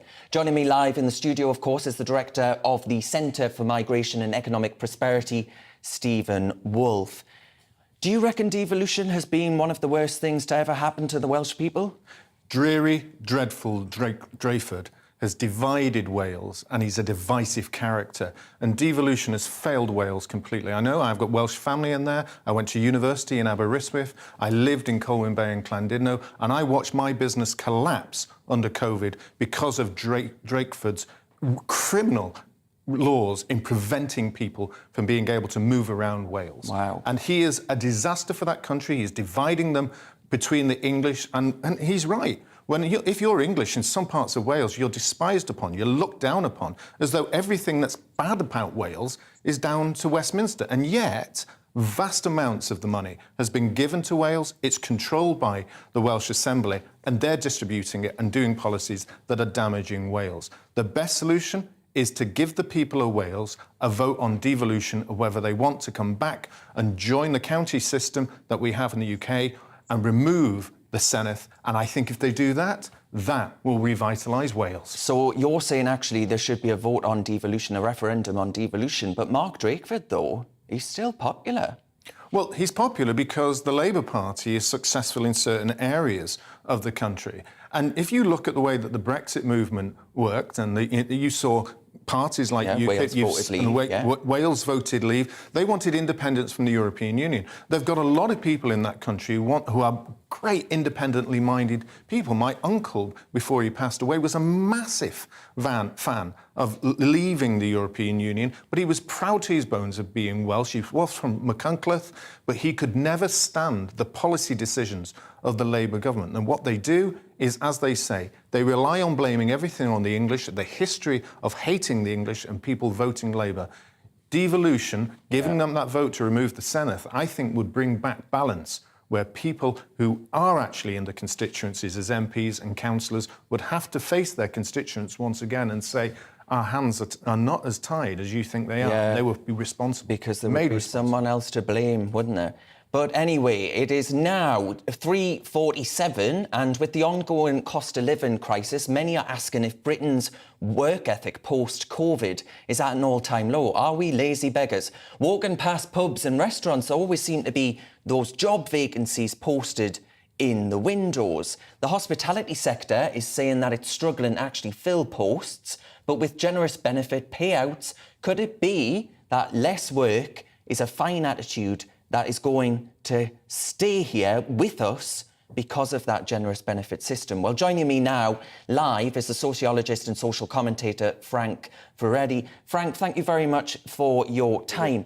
Why are there so many vacancy adverts in the windows nowadays? Is it really just a case that people don't want to get out and work? I think we now are suffering from what I would call the lockdown syndrome, where the lockdown has become a kind of a lifestyle that many people have embraced, where they basically think that getting out of your digital bedroom is too big of an ask. And therefore, a lot of people are saying, I'm happy to work if I can do it out of home, on my own terms, in terms of my own hours. And a lot of other people have basically got switched off from working altogether, because during lockdown, they received this subliminal message, which basically said, you can get by, we'll pay you for this and that. You don't need to work. There doesn't need to be a relationship between effort and reward. And I think what has happened is that in these last 2 years, a lot of people have become almost entirely estranged from the world of work. And I meet a lot of people down where I live who are, around the age of 45 and 50, really young people who ought to be in the prime of their life and ought to be thinking of their career, who are now saying, well, look, I looked at my budget and I looked at my circumstances. I think I could live without working. I think I can go into early retirement. And when you think about what that means, it basically means that precisely the people who ought to be the backbone of our labor force are often saying, well, we're kind of leaving work behind, and we're adopting this very passive, very lazy attitude in a sense. But is it really as bad as you offer? Because, Frank, the unemployment rate is actually still below pre-pandemic levels at 3.8%. That's still pretty low, isn't it? It is very low, and I think that there is constant demand for work. I mean, there's a lot of people are realizing that if they want to get a job, they can get a really well-paid job, much better paid than they imagined in the past. Especially, if you have any skills or you got a degree, there's jobs waiting for you. But it seems to me that what we now have is a labor shortage, which I think is going to be temporary, because if the situation continues the way it is and we move into a recession, and if people basically aren't particularly productive, then we're going to have a situation where companies will go out of business, a lot of shops will close, and then we'll have real unemployment kicking in, not like 2.8 or 3%, but it will be in the 5.6 to 6% range. Yeah, Frank, I couldn't agree with you more. It's terrifying what's potentially about to happen, but we'll have to leave it there. That was the sociologist and social commentator, Frank Ferretti there. Thank you for your time. Now, one of the great wonders of the world, the Great Barrier Reef in Australia, is showing signs of recovery. That's because the reef now has the highest coral cover in more than 35 years. Now, the reef was declared dead by eco-alarmists, and actually a state of the Environment report described it as being in a poor and deteriorating state. New data, though, tells a remarkably different story. The reef's not only alive, but it's actively healing and growing. How can this be in a day and age in which there's climate catastrophe here, there and everywhere? Joining me now to discuss this is the geophysicist, Professor Peter Reid. Peter, thank you very much for your time. You are a professor who I think it's safe to say has had your fair share of controversy. Now, Peter, you must be feeling like the cat that's got the cream right now, because, of course, the coral reef has made it a miraculous recovery. Exactly. It's such wonderful news. It's the best amount of coral on record since records began in 1986. And this despite, supposedly, according to the institutions, that we've had 3 or 4 massively destructive, unprecedented hot water bleaching events just in the last 6 years. And remember, corals take 5 to 10 years to grow back. So how can we have lost so much coral 4 times, and now we're at record high coral cover? Unfortunately, the reason is bad news. It's great news we've got good coral, but the bad news is that means that a lot of the institutions that have been telling the world that the reef is damaged are simply unreliable and untrustworthy, as we up here in North Queensland know very well, because the Great Barrier Reef is on our doorstep, and we know that it's always been wonderful, despite the fact that occasionally significant amounts of coral die. I'm wondering then, what do you think this says? You are a professor that, as I say, has studied this stuff. You've been talking about climate science for some time.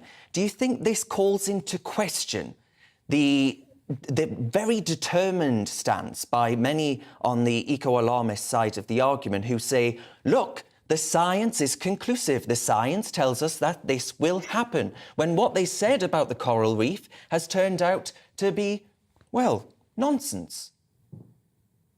Well, many of us have been saying it's nonsense for a very long time. And of course, occasionally very large amounts of coral die. If we have a big cyclone, hurricane goes through, it's like a bushfire. Australia's the land of extremes, droughts, floods, bushfires. Coral reefs will occasionally be smashed, and the scientists will use the fact there's a whole lot of coral dying to say the end of the world, but they forget to mention when it grows back. So our fundamental problem in this and many other areas of environmental sciences is that ideology and groupthink has crept into the institutions, and we need a quality assurance audit of those institutions, because at the moment they're unreliable.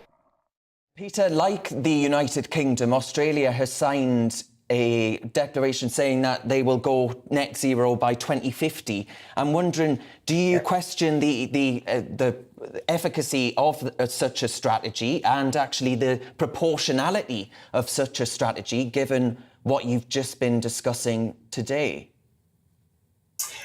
The Great Barrier Reef has been used as the poster child for why carbon emissions have to be cut. The Great Barrier Reef supposedly will be dead by, you name a date. They've been predicting its demise for 50 years, in fact. And what we're seeing now is one of the major wheels falling off the whole climate change debate. The reef is in brilliant condition. Now, I think the increase in carbon dioxide levels will make a small increase in temperature, maybe 1 or 2 degrees. And anybody in the UK would think that would be a wonderful thing, obviously. It's certainly not a disaster for anywhere in the world, and people should start questioning a lot of the stuff that we hear about climate change. Yeah, well, we're going to have to end it there, but I do thank you for coming on and airing your views, because I know that you've had your fair share of abuse, I would dare say, for voicing opinions like this one. That was a geophysicist, Professor Peter Reid, who I thank for staying up so late in Australia. Now, folks, you have been watching Real Britain with me, Darren Grimes. I thank you very much for your company. I also thank the hero that is Stephen Wolfe for joining me in the studio. This show's on every Saturday and Sunday at 2 o'clock. But for now, I'm going to leave you with the weather.